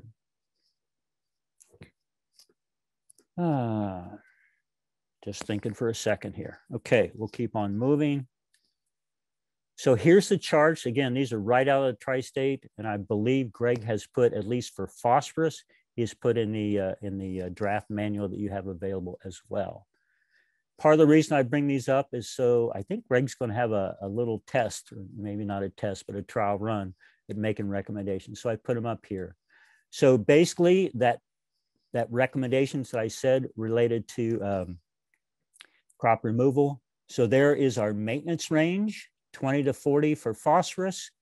And this is for corn, 20 to 40 for phosphorus for soybean. And then again, here's wheat, and alfalfa would have a similar maintenance range, 30 to 50. And so we would make crop removal recommendations if you're in that range. If you're above 40 for corn and soybeans, we make no recommendations whatsoever. If you're above 50 for wheat and alfalfa, again, similar to wheat here, we would make no recommendations for application of fertilizer, or phosphorus fertilizer, I should say. If our levels are below that point, then we have increased recommendations, whether it be for wheat, corn, soybean. We slightly increase the recommendation for those lower soil tests. So it's crop removal plus a little bit extra to get you to that point where we start building those soils back up. Just a little example here again, as I kind of pointed out before, we've got a 50 bushel soybean crop. We've got 0.8 of a pound P2O5 removed with that 50 bushel, times 50 bushels, I should say. So we end up with a recommendation of 40 pounds P2O5 for a 50 bushel soybean crop in the maintenance range. Hopefully that's starting to make sense, because we're going to build toward recommendations here. And then here's potassium. I didn't have room for wheat. It's table 25 in that publication, which is just either the next page or on the same page with soybeans, I think. So again, here's our low CEC soils. We have recommendations there. And I need to ask about that. I thought we had 90 to 120, but now it says 100 to 130. So I maybe have copied an old chart. I apologize for that. Follow the tri-state. Don't follow necessarily what Harold says. So again, there's our maintenance range for those low CEC soils. There's our maintenance range for those higher CEC soils. And again, we're going to make recommendations by yield up to 300 in this case, for those of you who have those higher yields. And we did have some trials that were run up into those higher yield levels. So we feel comfortable with pretty much all the yield levels we have in Ohio. So again, if you're in that maintenance range, I think I pointed this out earlier, it would be that 40 pounds of K2O plus 20. And so that includes the plus 20 in the chart right there. And then similarly with soybeans, we're going to be at what, apparently 60 pounds plus 20 to get to that point for our recommendation for potassium in soybeans. So for corn and soybeans, 20 parts per million for phosphorus is our critical level. So we would like to be at that point or above. And then the upper end of the maintenance range for corn and soybeans is at 40 parts per million. And again, at 40 parts per million, we make no application of fertilizer because there is no agronomic, no economic reason to apply fertilizer when you get above that limit. So I want to talk a little bit about this optional buildup phase here. I kind of walked you through some scenarios already, but I want to emphasize a little bit. It is what we consider optional. What we found as we were interviewing farmers as we're doing some of these trials over the last 4 or 5 years, 6 years, if they rented ground, and of course, many of us do, 2/3 of the acres in Ohio are rented ground, not owned ground by the farmer operator. So they simply did not make a buildup application. And so our recommendations, they reflect really the reality out here that takes place on these farms. And so we do recommend annual applications at those lower soil test levels. You are more likely to get a response to that applied fertilizer in those lower levels. And again, as you saw, as I walked through those charts, if you wish to build up, maybe it's your aunt's, your grandmother's farm that you're operating on. If you do want to do some buildup, we give you some recommendations, but it is difficult to build things up and will take time once you get below that critical level, just to be aware. And I think I've got some emphasis on the next page. I think our charts are designed for a 4, maybe 5-year buildup.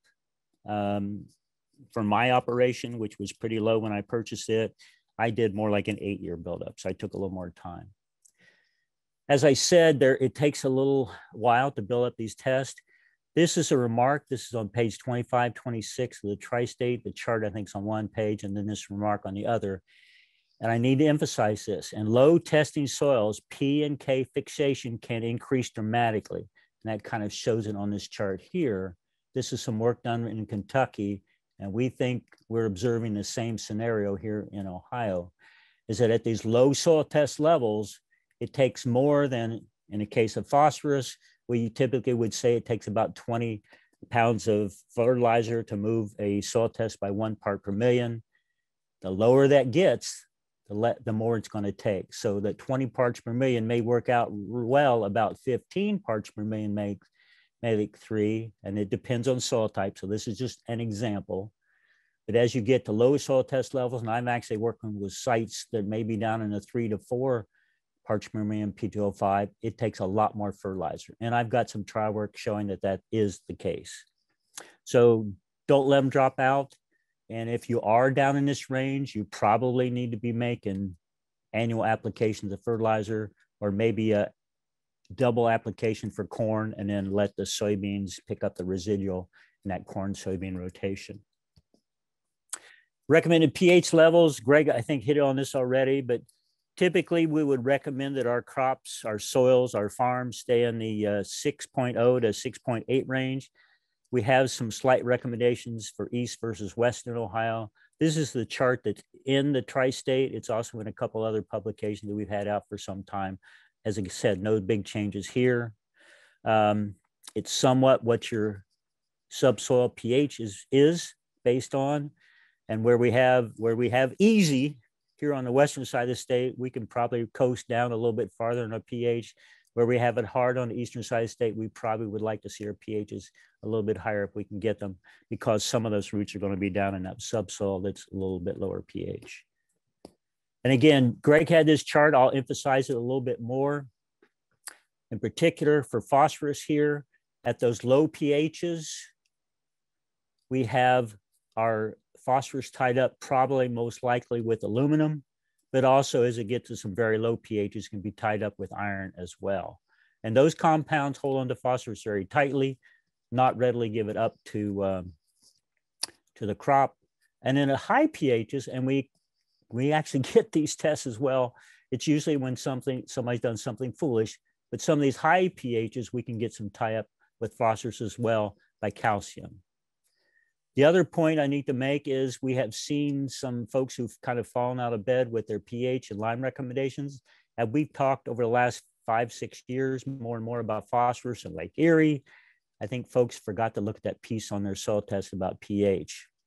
But the other point is about the pH concerns is we kind of need to be careful we don't go too high on our pHs. Sometimes we get chicken litter dump, things like that. We can have short-term high pHs. But that's when we might see some of our micronutrient deficiencies. And then particularly in the case of manganese, we don't have to go very far and we can see some manganese deficiencies in our soybeans. So it's best to keep it in that 6 to 8 range. Soil pH correction, just to point out, again, this is in our Tri-State recommendations. Once you fall that 0.2 to 0.3 pH units below the recommended level, you need to think about when you're going to make that lime application. Typically, if we have only a 1-ton recommendation, we probably hold off. and then wait until we get to a 2-ton point. Keep also in mind grid sampling. You've got some areas of the field that likely need lime, some areas that do not. And so you need to kind of keep an eye on that, and then make those not just grid sampling, but grid applications as well for that for that lime correction, pH correction. Where you have high needs, so maybe 4 tons or more per acre, we would like to see you split that application. Part of the reason is we're doing much shallower tillage than we might have done in the past. Once upon a time, we used to do maybe a 7 to 8 inch plow after a lime application. We've had a pretty good mixing. Now we're more likely to be doing some conservation tillage. Maybe it's only running 3 to 4 to 5 inches deep. And so we don't have as good a mixing. So maybe you want to split some of those applications. And certainly if you have an 8-ton recommendation, you're probably going to spread it out over a couple, 3 years rather than dump it all at once. And again, we might run into some problems with micronutrients, but also some of our herbicide can be a problem.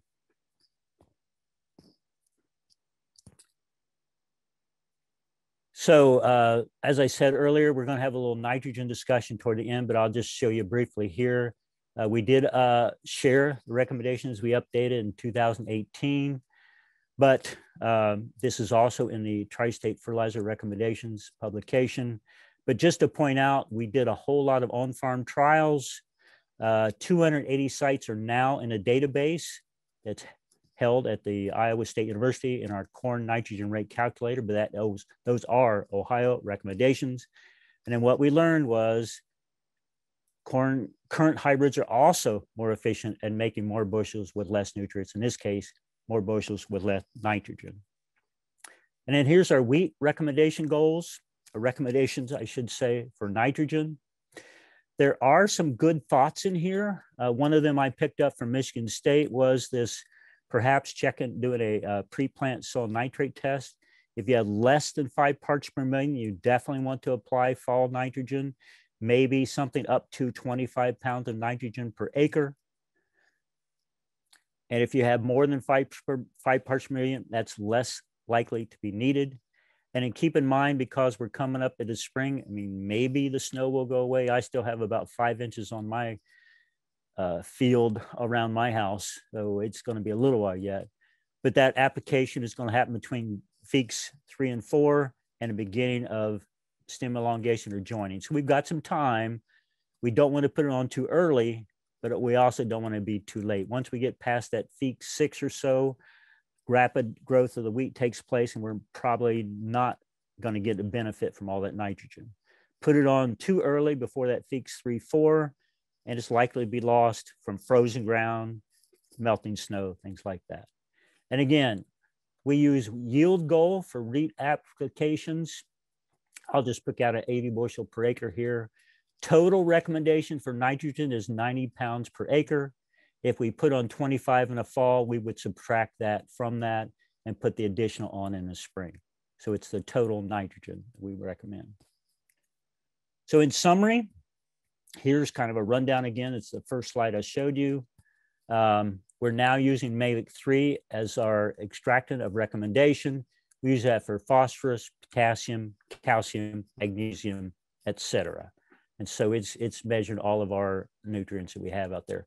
Again, it's quick, it's cheap, it's fast. I know typically I can get my soil test results back in about 72 hours from the time I mail it. So it's pretty quick. And the reason it's quick is labs are much more efficient today, modern, robotics, things like that, but also the fact that we're using Malic 3 as that extractant for those tests.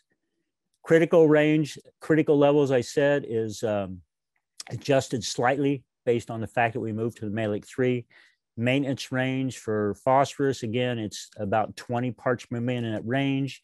For potassium, about 50 parts per million in that range. Again, we reduced our reliance on cation exchange capacity in those potassium recommendations. Sandy soils, low CEC soils, one range. Again, it won't hold potassium quite as easily as the clay soils.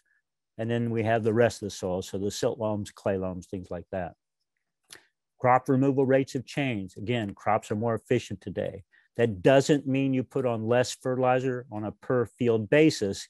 it means you put on less fertilizer per bushel basis. I've had some criticism telling farmers they don't need as much fertilizer. It's not that you don't need as much fertilizer, you don't need as much fertilizer per unit, so per bushel per ton. On a whole field basis, because yields have gone up since 1995, we do need more. And again, that philosophical change on recommendations, and then as I said, lime recommendations and nitrogen recommendations were updated previously. I will spend some more time just in a few minutes on nitrogen discussion around how to set that rate. And that is my last slide.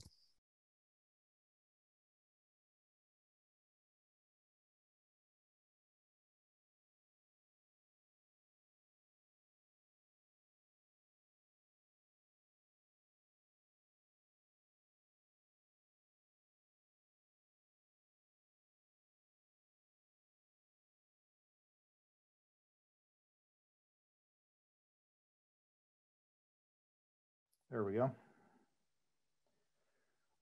What we want to follow up with is really starting back with the where I finished with you on the soil test, reading the soil test and the chart there in relationship to understanding what's on that soil test report, and pick that up and think about making a phosphorus recommendation in this case. And what we want to do is we're going to do this a little old school. I recognize there's a lot of computer programs and things that we can go to in relationship to coming up, putting in a number and spitting out a recommendation. But at times, I think we need to step back and just put more thought into what we have going into the recommendation and make sure it's representing what we want it to. And so what we're going to do here is step through that. We're going to make a 2-year phosphorus recommendation, and we're going to focus in on corn and soybeans. If you go back to this in the manual that we provided, it's going to be on page 36. I also want to let those know that may be involved more in forages, that actually we have a similar example going through and making a recommendation for forages on page 55 of the manual. So we're going to focus once again today on corn and soybean, but recognize that forages are a very important crop for us statewide and a large number of acres in that particular crop. So we've got a chart here that we've got field 3 filled in from what we were looking at earlier, and we're going to make a recommendation for field 25. And what we're going to do is make a 2-year recommendation for field 25 and a corn soybean rotation, and we're going to use MAP or 1152O as the source of fertilizer to fulfill that need. And really the first thing we need to do is go back to that summary that we provided or went through of the soil test results. And the first thing we need to know is the soil test value that we're going to use. And if we remember back to that slide, we're going to use this 11 part per million Mehlich 3 soil test that came off of the soil test report. And so we can plug that into this first line where we have the 11 part per million soil test.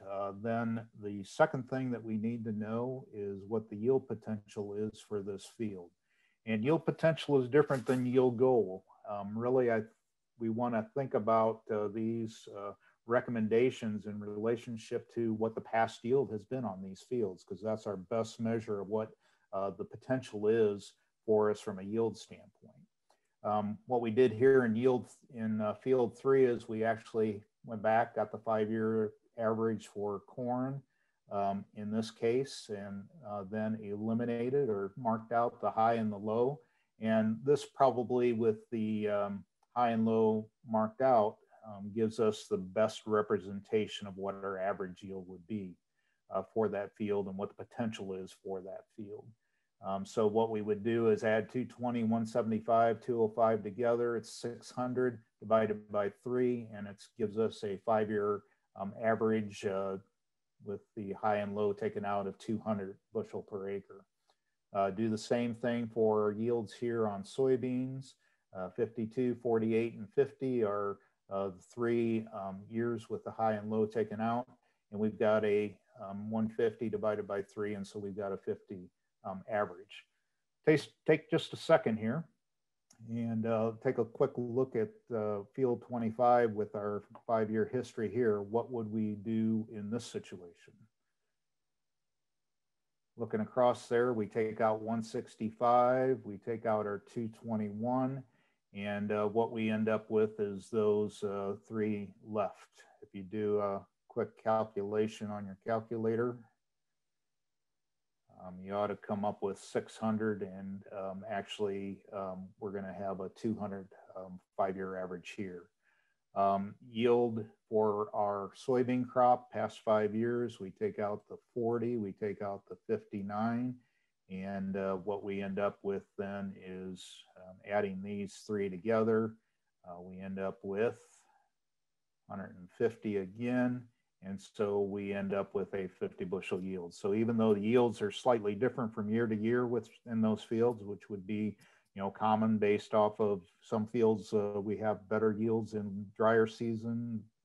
Some years it's better in wetter seasons, depending on drainage and topography and all those things that go on in a field. Gives us a good idea of what our 5-year or what our average is or productivity is by doing it that method. So there's the calculations, and there's how we come up with a yield potential. So we carry that over into our little summary chart here and add that for the yield goal. Then we're going to move right to the tables that Harold was just showing us, and we need to pluck off the numbers out of those tables and what we then coming up with the recommendation for this field 25. Our corn yield potential is 200. We have an 11 soil tests. What we can do with these charts is we can actually just use the closest value, which is what I would do with an 11. If it falls in between the 2 values, we can average together the recommendations from the higher and the lower soil test and use that average value. But once again, today, 11 is close to 10, and we're going to use that 10 line to come up with our recommendation. This is our yield potential for corn. Here's our soil test, and so we look for the intersection of that, and we've got 120 pounds per acre for our P205 recommendation for our corn crop. Likewise, we carry that 11 over. We look at this chart. We've got a 50 bushel or a yield potential for our corn or soybean crop in this case. We've got 11. We're going to follow this 10 part per million line, and what we end up with is 90 here. Just going back to what Harold said about buildup for just a second. What we have is in this recommendation, we do have a buildup because we are at a soil test level less than 20 parts per million. This would be our crop removal right here. So our crop removal on our 200 bushel corn crop is going to be 70. So basically 120 minus 70, we're providing 50 pounds here buildup in the recommendation that we're making.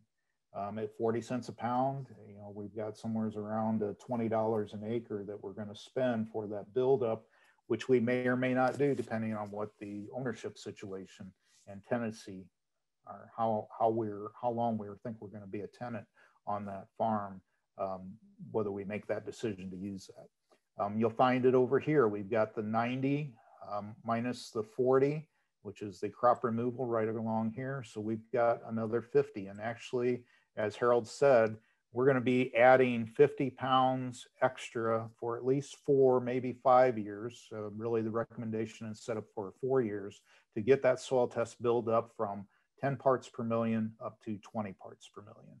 So that's gives you an idea of what the cost is for that buildup.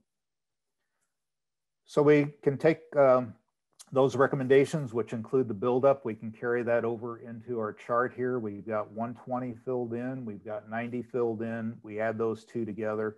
And so our recommendation for P205 need for a 2-year crop rotation on field 25 is going to be 210 pounds of P205 per acre. MAP and DAP or whatever source we use tend not to be pure. In other words, we're not going to see 100% of the nutrient in that crop. we have some other materials and you know, fillers and so forth that are there because we just can't make a fertilizer that's 100% nutrient, and probably wouldn't because of some of the issues of handling and so forth that might occur. So actually what we need to do is to come up with this 2-year recommendation, we need to make a consideration for the source of fertilizer that we're going to use. We're going to use MAP, it's 52% P2O5. And you know, in field 3, if we go back to that, we actually needed 110 pounds of P2O5. Plug that in as an example. And so we take 110 times the percentage, or divided by the percentage, divided by 100.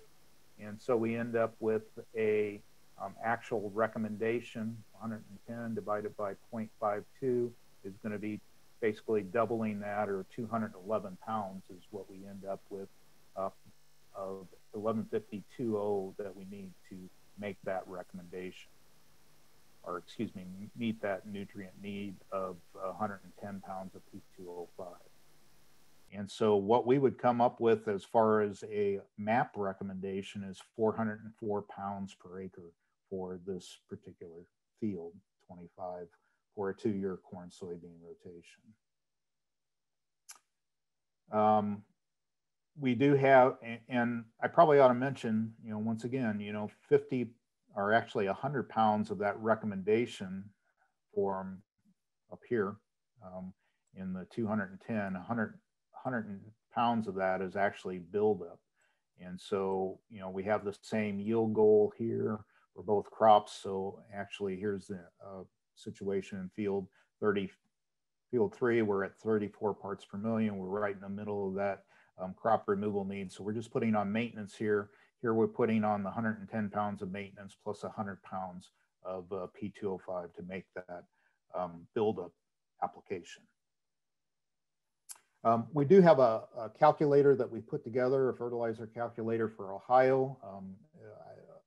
I'm pretty proud of it. I think it's a pretty slick tool. We can get recommendations for all the crops that you see here. We can do 21 fields, and we not only get the recommendation as far as P and K, but we can also look at the economics of P, K, and lime in the recommendations. So something that if you want to do some checking of recommendations, make your own recommendations, all those kind of things, we need to offer this tool as an option for you to have. You know, we're going to take just a couple more minutes, and I mentioned earlier and didn't follow through at that point, but do want to follow through here that we can take soil test P relationship and that soil test level that we get from an agronomic perspective and translate that into here we're talking about yield loss. And so this is what we have you know, designed within the tri-state fertilizer, that our greatest risk of loss is going to be right here in this range that is less than the critical level. And once we get to that critical level, really our recommendation, our risk of yield loss is very low. In fact, it's, you know, approaches 0 when we're in that maintenance range. When we talk about agronomics, that makes sense, but we can still use these, you know, as you, let me back up for just a second. As we extend out this soil test level and get into some of these higher soil tests, which we do see on small percentage of our acres, that's where we don't see any response to fertilizer, but we do see a response when we start thinking about risk of loss of DRP at the edge of field. And basically what we have is this type of a scenario where we have soil test values related to the amount of DRP loss and up to a critical point or an inflection point, and then we see it actually increase at a higher rate. Once again, thinking back to what our target is on Lake Erie, our target in that water going past the Maumee Basin, our Maumee River sampling station, is 0.05 parts per million. And when we're in that agronomic range or above that, we can actually be pretty close to that. It's at these higher soil test levels where we greatly increase the risk. And that risk has been translated into a risk assessment tool that we worked on with the 590 update with NRCS. And we get into this type of a risk scenario where we're at 200, we're at this very high level, 120 to 200, we're still higher and very high above 120. When we're in this 50 to 120 range, we're at a moderate rate of loss or potential for loss. And less than 50, that kind of upper end of the maintenance range, we have a lower risk of loss. And so what practices we use can be impacted by what we see as far as these particular levels. And these are some of the management practices that we can apply for phosphorus management. On all fields, we ought to be using the tri-state and soil testing practices to monitor phosphorus levels, apply no more than the tri-state P recommendations. Subsurface placement of nutrients removes one of the loss potentials, control erosion, and building soil health or getting soil organic matter at higher levels really does improve soil structure, retain nutrients, retain water, does do some good things for us. If you're at those higher levels, there are some specific practices that I'm kind of running out of time. I won't spend detail on here, but it does impact what we would do as far as manure application. And if you're at that 200 or that highest risk category, what you want to do is not make any additional P applications through manure, draw down that soil test, which is going to take some time, as Harold mentioned. So developing fertilizer recommendation is really a 4-step process, and keep in mind all 4 steps are critical: getting a good soil test, making yield potential or understanding what the yield potential of the field is, using a solid source for the recommendations such as the tri-state, and then making the adjustments so we get the right amount of fertilizer to meet the need. Soil test P, that value that we get off the soil test report, not only is a good agronomic tool, but it can also be used to assess nutrient risk loss. There are some other things that are important that may make it higher or lower on an individual field as far as the amount of DRP loss, but it's a good starting point to maybe triage and think about some of those higher loss fields and getting practices on those that maybe help impact more substantially what we need to meet as far as those reductions in nutrient loss. References are down below, and they're actually also in the fertilizer manual and a couple of other places as far as the tri-state and then that tool from NRCS.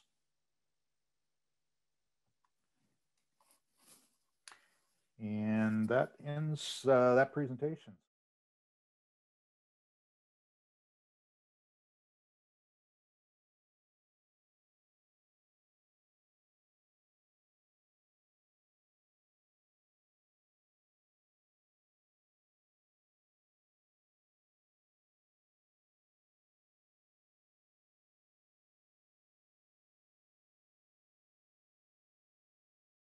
So I do need to have one correction. I've already somewhat corrected what we'll make sure everybody understands. So I looked at my notes. I had potassium maintenance range of 90 to 120 on the notes that I first ran up. And then whenever I posted the actual table from the tri-state recommendations, I saw it was 100 to 130. So I checked my notes. So what I did was I had the 5th draft. In the 5th draft, we were thinking 90 to 120 would be the maintenance range for those low CEC soils. But after discussions with Purdue and Michigan State, we raised that slightly to that 100 to 130. So 100 to 130 is a correct. And I apologize for that misunderstanding. Again, I was using a draft with a little bit age on it. And I told Mimi yesterday that I had made some corrections. Well, I missed that one. So I apologize for that misunderstanding. Okay, so we're going to talk about nitrogen management in corn. I emphasize the management because you really need to manage this nutrient much more so than you do any of the others, partly because it's real money. I mean, it could be, what, $50, $75 an acre. And because of the potential loss, it will leave your farm much more easily than what phosphorus will. So we kind of have to be a little bit more careful with it. The nitrogen cycle here, I'd love to go through this. I've got one of my county educators. He put together a little video. I think he spent a half an hour on this slide by itself. We're not going to do that. But what I do want to point out is that nitrogen is a challenging nutrient. And that's part of what I kind of show with this picture here, this graphic, that everything affects nitrogen. And so we have to think about all of these factors whenever we choose a nitrogen rate, when we apply it to the field, when we, plan for our corn crop or a wheat crop for that matter too. So notes here from the tri-state fertilizer recommendations and also the manual. Nitrogen requires careful consideration of many, many factors before we really make a decision on what our rate's going to be. It's a very dynamic nutrient, and large amounts of nitrogen can be lost. And you saw Greg's chart at 100 pounds. And then depending on the year, there was some years when it was 100, 125 pounds of nitrogen loss. It's just the averages. There were some sites was nearly 100. And then we have what for us are uncontrollable factors. We can plan our rate, we can plan planting date, we can plan all these things, but then nature kind of falls on us, if you will. And that's when rainfall, temperature differences, temperature changes can really drive that nitrogen loss as well.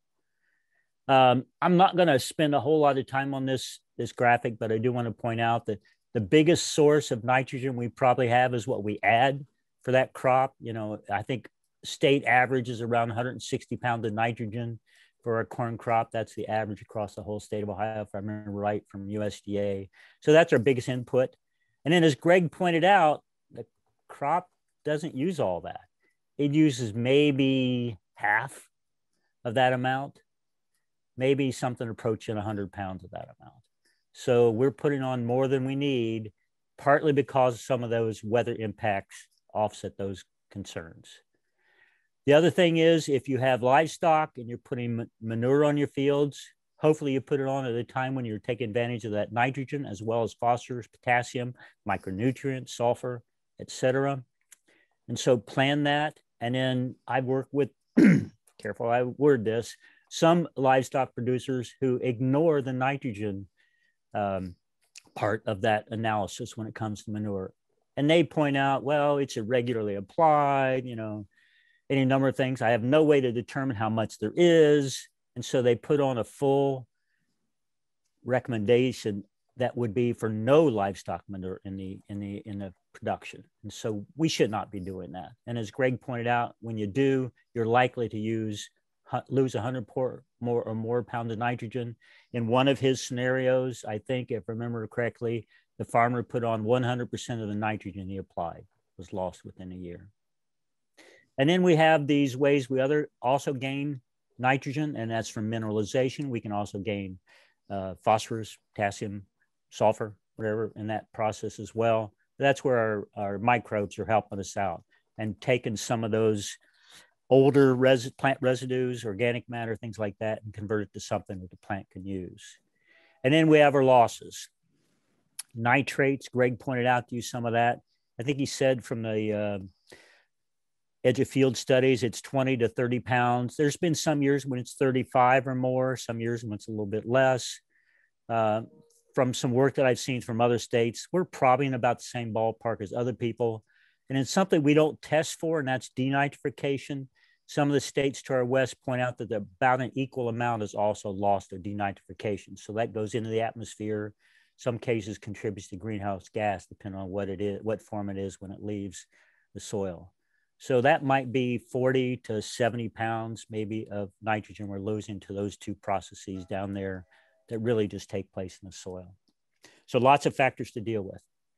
As Greg pointed out there a moment ago, we can approach 100 pounds of nitrogen loss. And again, some years we've seen that even higher.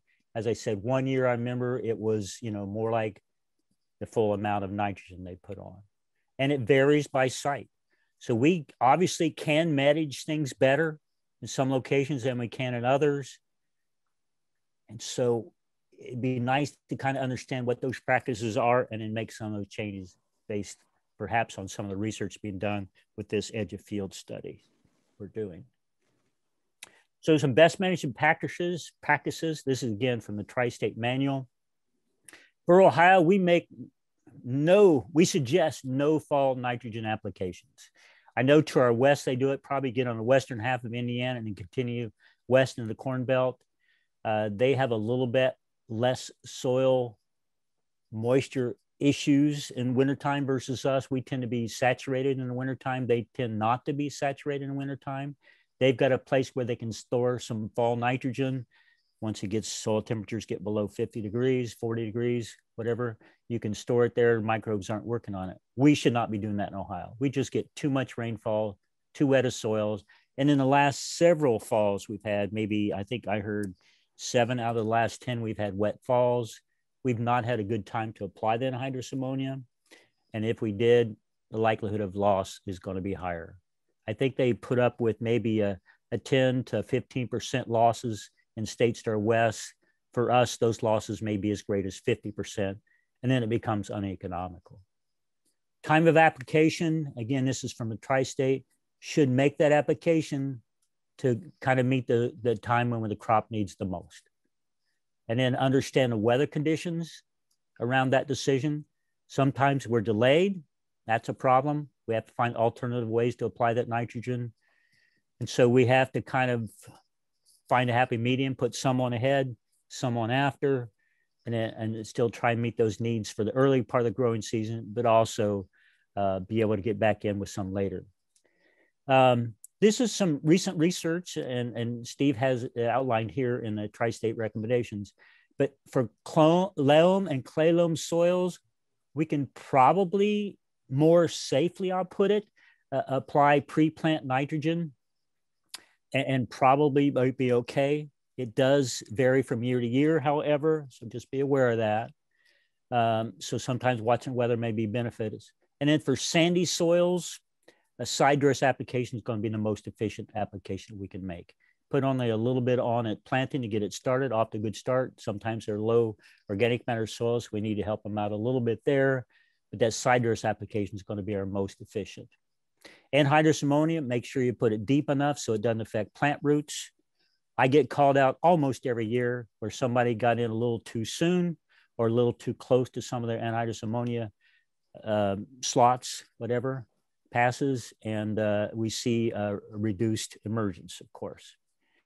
UAN solutions, be aware, surface application can result in losses. And so I tell my farmers that I work with, inject it, put it in the ground in some manner, at least a little bit below the surface. And then be aware, because UAN is partly nitrate, those nitrates can leach, starting from the time you put them in the soil. Urea, that's not a big use for us, but it comes and goes. Surface applications there can result in high volatilization losses, particularly if it's in a no-till setting. So be cautious with that. And again, we'd like to see those incorporated. And then Greg just pointed out somewhat in the recommendations he just went through, but MAP, DAP, even ammonium sulfate have nitrogen as part of that package that comes along with the phosphorus or the sulfur. And be aware that that's part of what you're applying when you apply those materials. Apply them at a time when you can take advantage of that nitrogen. Either MAP and DAP with wheat in the fall and use that as at plant nitrogen application, or put it on maybe a little more timely in the spring or even after planting.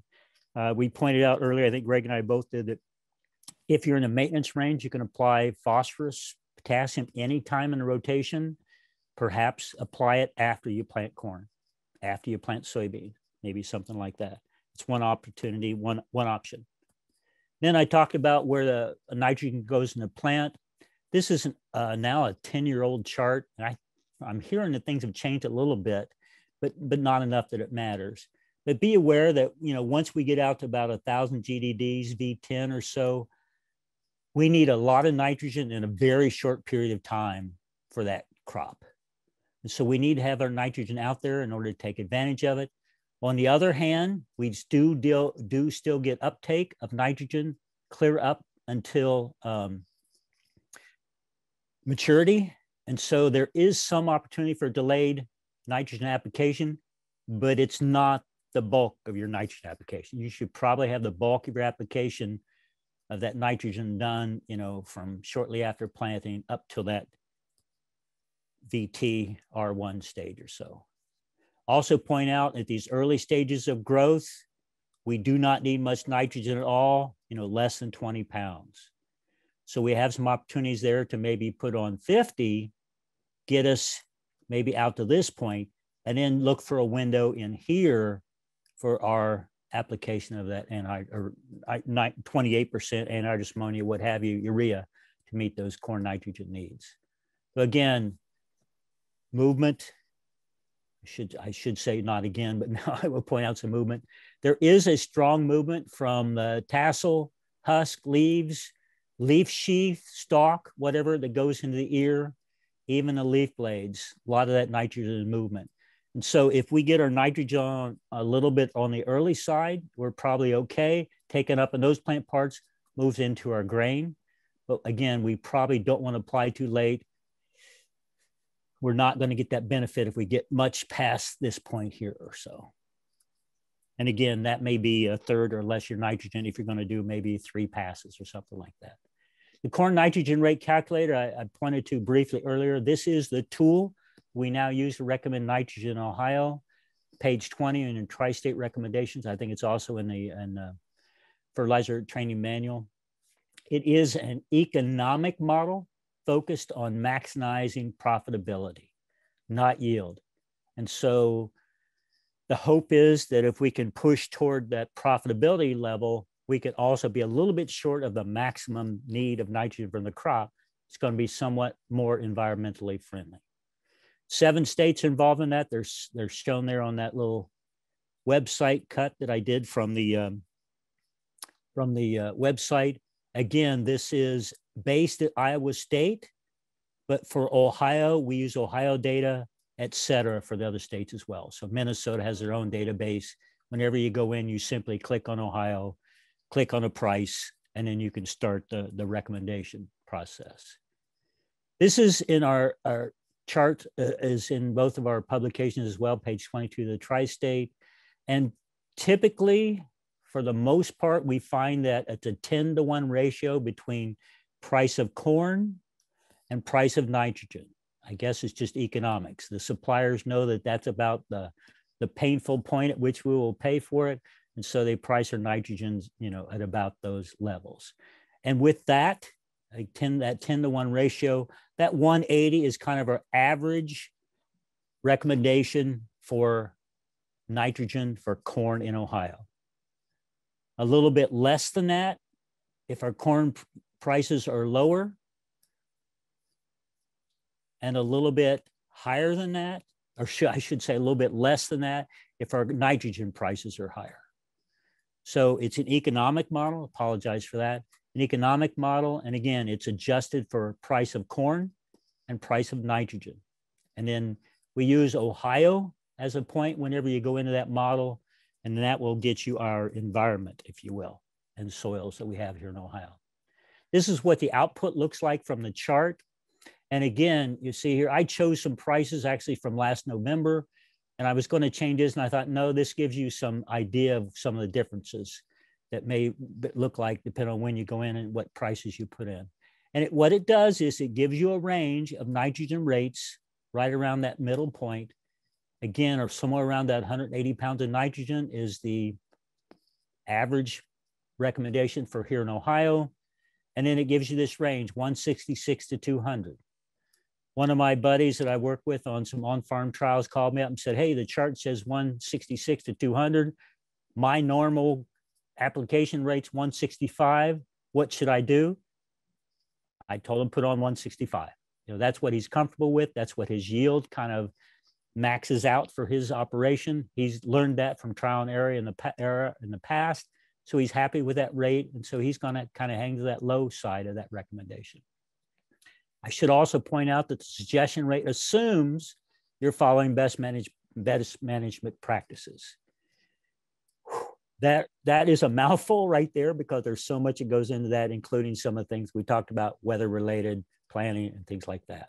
Okay, let's move on just a little bit more. So this is a thought and maybe put it in those terms, this is not a recommendation. I do somewhat spell this out in the fertilizer training manual.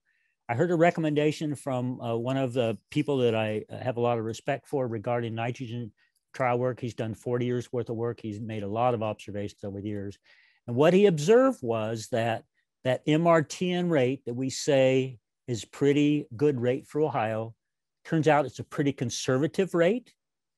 And he's found that probably 15, 20, 25 pounds is actually closer to the right number with a lot of trials. So he's suggesting maybe we kind of take that into that efficiency, if you want to look at, think of it in those terms, is actually greatest at just a little bit less than that rate. So again, 15 to 25 pounds or so. I think he said 17, but that's the neighborhood. And then he went on to say that perhaps we should reduce the rate just a little bit farther and get a little bit farther down the curve, not too far. Yield's still going to be pretty similar, if you will, to that high rate. But environmentally, we've dropped roughly, in this case, about 30 pounds of nitrogen from 180-ish down to 150-ish. And so environmentally, we're trying to hold back that, and some of that nitrogen we're likely to lose anyway. So that's a suggestion from him. He went on farther to suggest that perhaps society should pay for that yield difference, whatever that may be. And again, this is, I put in the notes in the tri-state or the fertilizer manual. This is a misuse of this tool, but I'm using it as an illustration. And so his thought was, again, this is Newell Kitchen. His thought was perhaps we have society pay for that loss in yield. And it's kind of something we're doing with H2 Ohio with phosphorus. Maybe we started thinking about that, how we manage that with nitrogen as well. I've got some long-term trials here. I do mine at the Western Research Station in South Charleston. Next slide will show Greg and his long-term trials. But this is part of the data, the kind of data that goes into those nitrogen recommendations we have. In this case is 2006, 2016. So what, 10, 11 year period. And South Charleston, Clark County, silt loam soil. And what I find is that, yes, somewhere up in here, I kind of flatten out that curve. And yes, there's some years when I get higher yields and some years when I can get lower yields, even with those higher rates.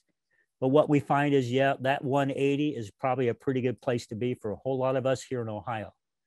The other thing I like to point out is that at a zero nitrogen application, I can make on average, so you see this is a pretty big range, but I can make on average 123 bushel of corn per acre with no nitrogen applied at all. And so this first 50 pounds is a very efficient application, meaning I get a great return for that nitrogen. Even 100 pounds of nitrogen is pretty efficient application. But once we get up in that 150, 200, 250, and that's my high rate, we don't get a lot of return for that applied nitrogen. So again, we use an economic model to kind of hit what would be profitable and not necessarily maximize our yield. Again, here's Greg's work from Northwest Ohio. Again, it's in a lake bed soil up there, more of a clay than what we have, the silt loam at South Charleston. So that farm is near Custer, Ohio in Wood County. I think maybe just on the south edge of the line there. But again, he has seen similar things that somewhere around that 180, somewhere in that neighborhood there is when kind of it's pretty inefficient range to be. We have less yield per acre. So again, this is about the Ohio environment, our rainfall amounts, things like that. But it looks like 180 works pretty well for those lake bed soils in Northwest Ohio, as well as it works for our silt loam soils in West Central and Central Ohio. Again, similar numbers there. Also point out here, zero nitrogen makes about 80 bushel of corn per acre. And again, add a little bit of nitrogen, get a pretty good bang for your buck, a little bit more, maybe a reasonably good bang for your buck. But once we get up in here, efficiency of that nitrogen has gone down pretty dramatically. And all we're trying to do is just kind of get to the edge. So there is some reason to understand that maybe we ought to be a little bit less as far as our application rate should be than that 180. Again, from an environmental standpoint, but also a nitrogen use efficiency standpoint. I have some of my friends who work at retail operations, and they tell me, you extension guys are so wishy-washy. Everything you recommend, you say depends. And it does depend. And I hope they recognize that. And they're teasing me as much as anything else. But from the numbers that I pulled together here, I actually went yesterday and did yesterday or day before, pulled some numbers here locally. I can get a nitrogen locally for about 41 cents a pound. That's average across all of the sources. So that's not any one of them. I can deliver corn next January to Marysville Heritage for $4.63. So inside that red circle there, 180, 185, probably be about our magic number if you want to have one number for your nitrogen recommendation. And again, think about environmental issues, things like that. So here are some things we can think about as we kind of put those nitrogen rates together. Look at the weather. I've had some real fun working with a couple, 3 farmers across the state, and we look at their weather. Dry Northwest Ohio this past year, wet Southern Ohio this past year. It was kind of fun in the same day driving from one operation to the other, having a discussion about weather, rainfall, things like that, and what we should do about nitrogen applications for side dress. Soil types, yes, they can make a difference, particularly organic matter, but also drainage. Drainage is key. I sometimes argue with my compatriots across the state line in Indiana about their recommendations versus ours. They're higher. They're about 40 pounds of nitrogen higher per acre basis. And then why? And we finally figure out it's drainage. We have much more tile drainage, artificial drainage here in Ohio. And generally speaking, we have even some better natural drainage than they have. They tend not to have as much tile. As a result, they have frequently some saturated soils where we may not with our tile situations. Side dress nitrogen test, we'll talk a little bit more about that. Management history. Frequently I'll go to a farm. They tell me there's something wrong. This half the field is this, and this half the field is that, and you get a totally different reaction to a nitrogen application. It turns out, 20 years ago, 40 years ago, maybe 10 years ago or 5, they might have had alfalfa on one side of that field and only not the other half. And so, yeah, management history makes a difference. And sometimes, in the case of my field here at my house, something that changed maybe 40 years ago can still affect your nitrogen rate. And in previous performance, so use your yield goal or use your yield monitor numbers, I should say, to kind of maybe make some changes or modifications to those nitrogen rates based on your local information. So here's some way to improve nitrogen management. I get some of this information from Purdue, and in some of it I built them from my own experience. This is on page 47 of the manual. PSNT, pre-side dress nitrate test. If you have manure in your operation, either from your own livestock or from hauled in chicken manure or pump swine manure, dairy manure from the neighbor, you probably ought to use this test to determine what your nitrogen application rate should be, shortly before you side dress.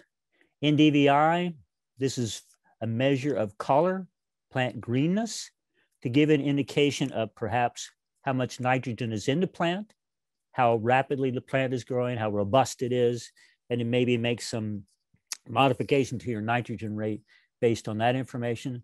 I've found that if you use from planting to the day you're checking, somewhere around 800 to 1,000 GDDs into the crop growth, so that's before tasseling, things like that, you can probably start making at least having some discussion, but then look at soil type you're on, situation, drainage, water, history, and then make some adjustments to your nitrogen recommendation.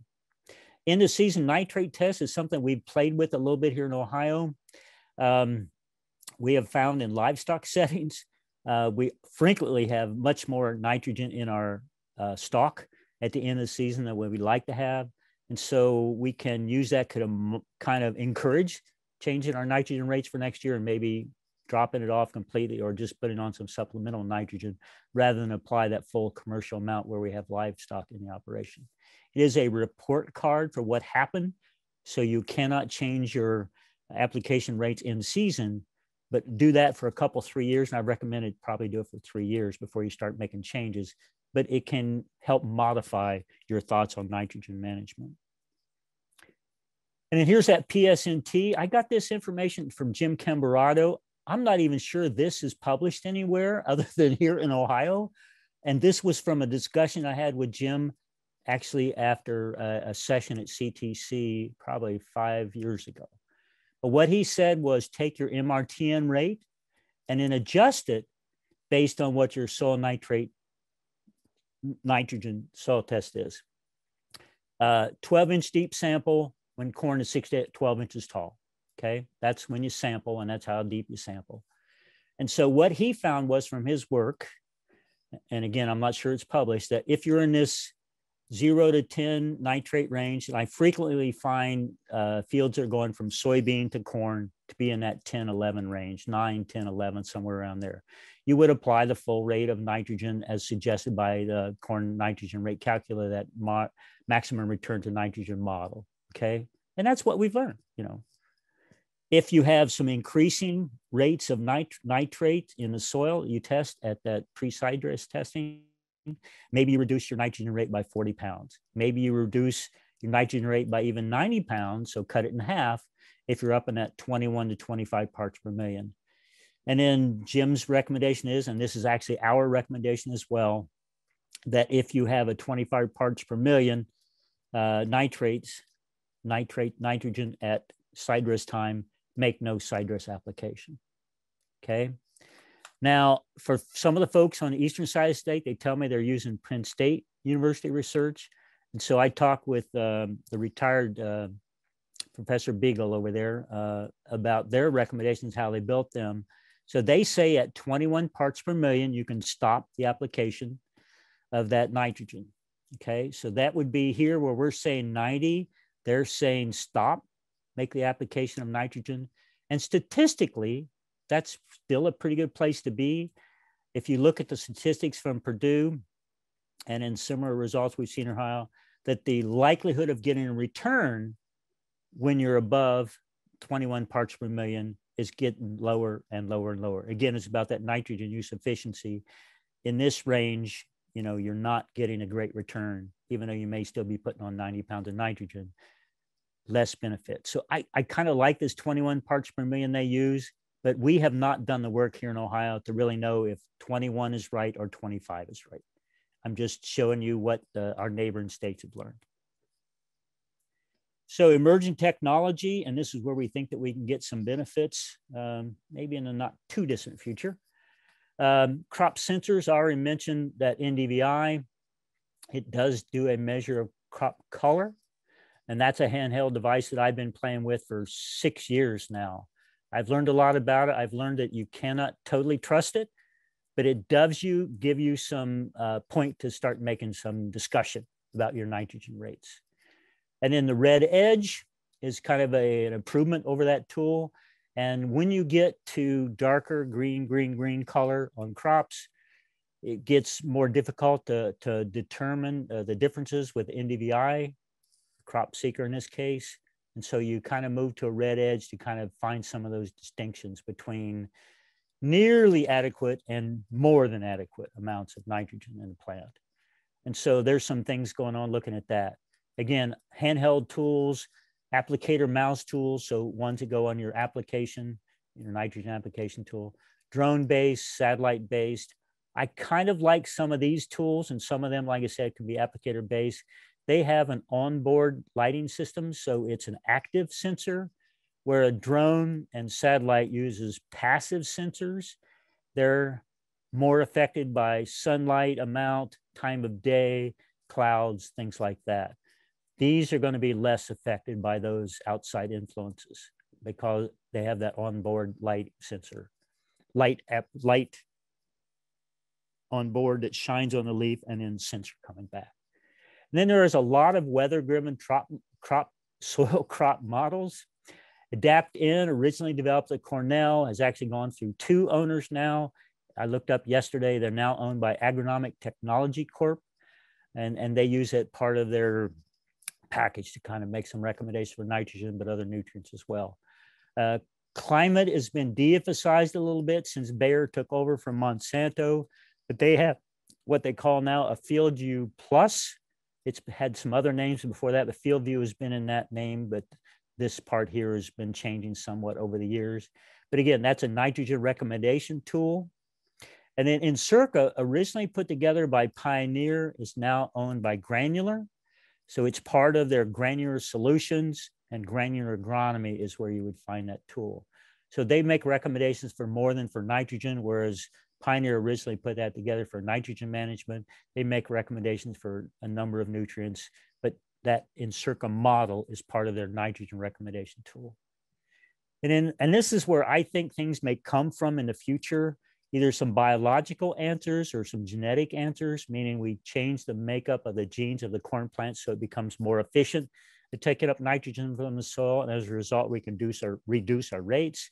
Or we add this soil bacteria at planting time, and that soil bacteria makes some additional nitrogen for us. We have a couple of companies here in Ohio, and I've done some work with one of them at least, and trying to find kind of which bacteria is the one that really makes some nitrogen. Right now, they're saying it probably makes 10 pounds of nitrogen to maybe 50 pounds of nitrogen, depending on the year. And again, as bacteria, it's live, so it's going to be somewhat different from one growing season to the next, depending on moisture and temperature. But there are some opportunities there. And then when you get that opportunity to make it from another source or pick it up from another source, we ought to be able to reduce our rate as a result. And then gene editing, again, making our hybrids a little bit more transgenic, or in the case of some of the more recent gene editing tools, rearranging the genes within the corn plant, again, so we get that more efficiency of taking up nitrogen. So I'll come back to this ever so briefly. This is related to my work that I use, the crop nitrogen sensor, or the crop color sensor, I should say, for nitrogen recommendation. This is some work I did in 2015 and 2016, so it happened to be included on this chart that actually Greg made for me. And so you can see there's my recommendations right there for getting my nitrogen rate correct for the trial, and I just embedded in my nitrogen rate trial at the Western Research Station. And what I found was that, yes, I could probably put on a little bit less nitrogen and still maximize my yield. So I'm up in that 200 plus range for the most part. But I will also point out that in some cases, my tool told me to put on, what is that, just under 200 pounds of nitrogen. And yes, I'm up in that range, but I also have one down here that kind of dropped off a little bit. Again, these crop color sensors are not the perfect tools. They're a good tool to start having a discussion around, but there's a whole lot of other factors involved other than just saying, this is the number from the sensor and this is the number from the chart. So think about that soil, weather, things like that. So some best management practices here on reducing our nitrogen losses. Cover that somewhat. I'll look at my time here. I'm good. So my first recommendation to every grower in Ohio is apply that maximum return to nitrogen rate from that corn nitrogen calculator. Many growers I talk to, this may be a 25 to even a 40 pound reduction in their rate that they're applying, meaning that some people are putting on 225 pounds of nitrogen to produce the same corn that their neighbor does with 165 pounds of nitrogen. That's a loss that they really don't need to put up with. It's also money that they may be losing from their pocket. And then think about that environmental adjustment I talked to you about that Newell Kitchen suggests. And again, maybe start talking to your legislators about, okay, we're doing this H2 Ohio for phosphorus. Let's talk about what you can do for me on the nitrogen side, because nitrogen and phosphorus both are nutrients of concern, both for the Gulf of Mexico and for Lake Erie. I recommend that you make no surface application of nitrogen at all. I want you to incorporate it, band it, inject it, whatever you want to do, but get it below the soil surface. Doesn't always have to be much below the soil surface. Certainly with anhydrous ammonia we do, but for 20A urea, just getting it mixed with the soil is good enough. And that means maybe on an inch or two, but I'd rather see it and maybe incorporate 4 inches deep or so if you could do that. If you're going to use anhydrous ammonia in Ohio, I'm probably going to suggest that use an inhibitor. If you're going to surface apply UAN or urea, I'm probably going to suggest you use an inhibitor as well. That will give you maybe 7 days for it laying on the surface before we get a rainfall to get it incorporated, rather than the 24, 48 hours to get some of that lost volatilization. And again, depending on if you're putting on anhydrous ammonia in March, I don't know that we're going to get that opportunity this year, probably using a head river, because we're going to, in either May or April this year, probably April into early May, we're going to be wet, they're telling us. So I want to protect that as best I can. So probably using an inhibitor this year with my anhydrous ammonia. And then think about delaying that application. Again, if you can put the nitrogen closer to the time that corn is going to take it up, probably going to get better efficiency, potential to reduce the rate there as well. But from my perspective, in the last several wet springs we've had, even a dry spring, we've had one or two of as well in that time period, that we really ought to have somewhere around 40 to 50 pounds of nitrogen. I say 30 to 60 here. The recovery from wet conditions is much, much, much more quickly if we've got some nitrogen near the row versus not having nitrogen near the row. For years and years, I did trials with pre-plant nitrogen and then comparing that with side dress and things like that. Did not see a need for at-plant nitrogen. I could rarely see a yield benefit until the last 5 years. And now with that pre-plant nitrogen, I use about 50 pounds of nitrogen. I see a great benefit. And again, it's in recovery from those wet spells. And then, you know, side dress the rest. So maybe it's 60 pounds through the planter or next to the row, either with an early side dress, and then side dress the rest maybe with 100 pounds or so of nitrogen. Rotate crops, corn after soybeans needs a little bit less nitrogen, probably a rotation benefit, but we'll take it. And if you're using manure, apply it in the spring, and then even think about an in-crop application. Glenn Arnold's done some great work in demonstrating that across all of Western Ohio, I think, and into Northeast Ohio as well. I talked to him just on Monday this week. He almost always sees a benefit from, even though it's the same amount of nitrogen, phosphorus, potassium, whatever, that the farmer may be putting on compared to his commercial fertilizer application, he's seen a benefit from applying that manure versus that commercial fertilizer. I think it's because of the other micronutrients, things like that, or the fact that we're adding a little bit of water. Maybe half an inch of water comes with that manure per acre. And so that may be we're gaining a little bit of water efficiency there as well. And account for that nitrogen in that manure and then offset that application, perhaps use PSNT as part of that consideration.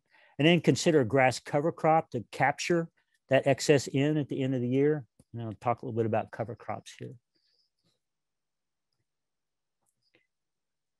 I'm doing good on time. Yes. So, so cover crops, and I read a lot of information from other states to our west, partly because they're doing more nitrogen and cover crops than we are. We tended to look at cover crops and phosphorus management here in Ohio. So I kind of have to borrow and steal from there. So this is some work from Illinois that's reported. And then also there's some bits and pieces in here from Iowa as well.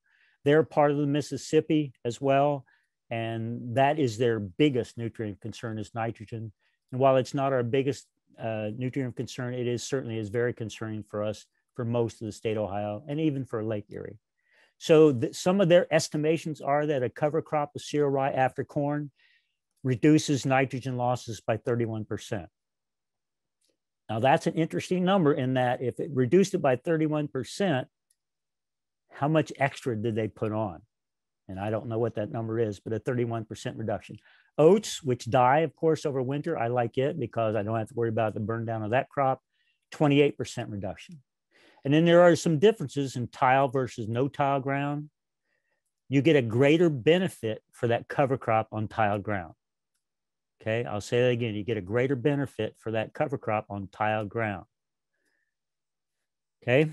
And then buffers, so this would be cover crops or perennial crops that are at the edge of the field, very effective, but lots and lots of variables. Depending on how you have it set it up, where they have breaks in it, things like that. Lots of variables, but they can be very effective. Perennial covers, so think in terms of some of our prairie grasses that we're planting in our crep, or maybe our forages, things like that. Nice, big decrease in nitrogen losses. And so that would be a benefit to as well. Greg didn't go into it today, but he has another presentation where he talks about use of those perennials on some of those edge of field sites. And again, they see a big reduction in phosphorus and nitrogen losses with the use of perennial covers.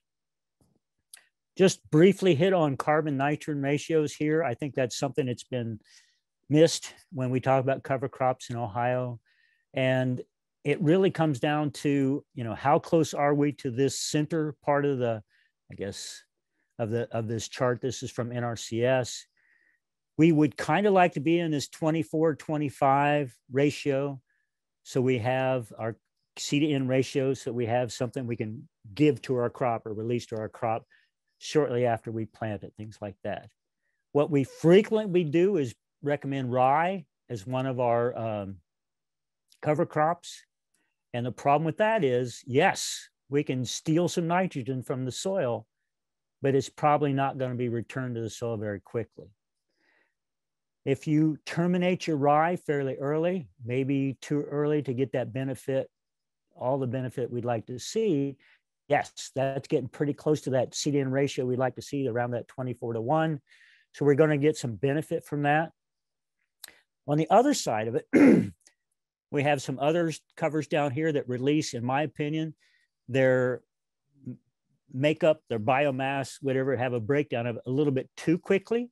And so we don't necessarily have the ground cover we like to see to get that benefit for erosion protection.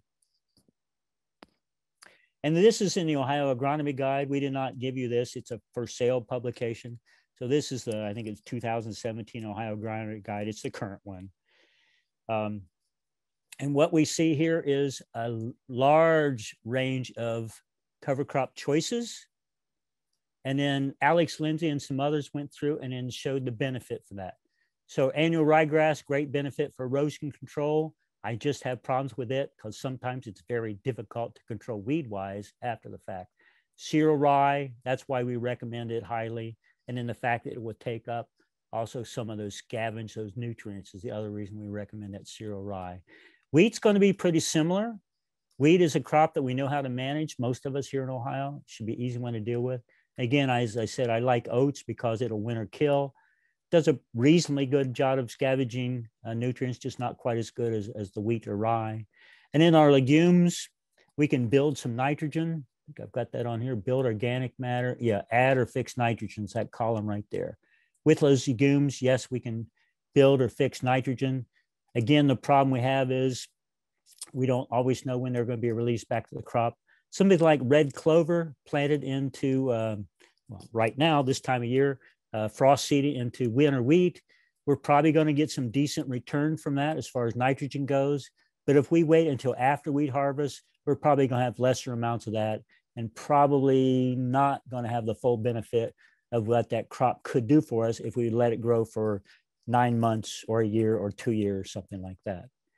And then I've been looking here lately into some of the brassicas. There's some interesting things that we can see with nitrogen management in some of these brassicas. Even though it says, no, it doesn't fix, doesn't benefit, whatever, it looks like they're going to release their nitrogen a little bit quicker, what we do with some of these grasses. And maybe we use those or think about using those either individually or by themselves or in some mixtures with our grasses. Might be a neat tool to use. And some of the cover crop folks have been promoting some of those mixes. I won't get into the discussion arguments about that now, but they're out there and there's some value to those discussions, I guess is what it says. And then just some seeding rates, things like that. I have had some discussions with some of the folks in Northwest Ohio who underseed our cover crops. Again, this is in the Chapter 10, the Ohio Agronomy Guide. We really need to be sticking fairly close to these seeding rates. We get that benefit not just from a soil erosion standpoint, but also from holding those nutrients in place as well. And if you're going to apply manure in season, or no, off season, better put it the right term, then you definitely want to have, full growth of that cover crop so we can hold that manure, whatever, in place. And then this is nearly my last slide. This is from Iowa. It's the 4R plus Iowa Nutrient Reduction Strategy website, which it looks like, to me, it's a Nature Conservancy website. So I guess I'm glad that they were sharing this. And so I just picked it up there. But this is the same information I picked up from Iowa's website. I just like the coloring they did here rather than the verbiage that they use in their report. So this is, think of us in terms of the Mississippi strategy. So this is for much of Ohio, again, south that Lake Erie watershed. And they point out things, and this is for both nitrogen and phosphorus. I'm going to go ahead and key in a little bit on nitrogen since that's part of the talk right now. I think these would be beneficial for us in Ohio, but also to think about some of the value of these things. That right there is the goal of what we're trying to hit for Iowa, at least for the Mississippi. Our goal is virtually the same. So that's where we'd like to be. And we see that some of these perennial things, yeah, they do a darn good job of getting us to that level where we're likely to hold nitrogen in place. But that probably doesn't make us a whole lot of money. Let's move down to some of our things that we might be able to do in crop. Here's cereal rye, for example. That error bar shows that you might only get a 5 to 7% benefit up to perhaps a 60% benefit. And we need to figure out how to stay on the upper end of that range rather than drop below that 40%. MRTN, that's one right there. You see it's about a 10% benefit. As I said earlier, we need to improve on that, but it's certainly a good starting point. But that's a good place to think about first to get to that rate. And then I mentioned earlier some of those materials, in this case, nitropyrin, depending on the rate you're using. And by that, I mean nitrogen rate, it may be a benefit and may be making things worse.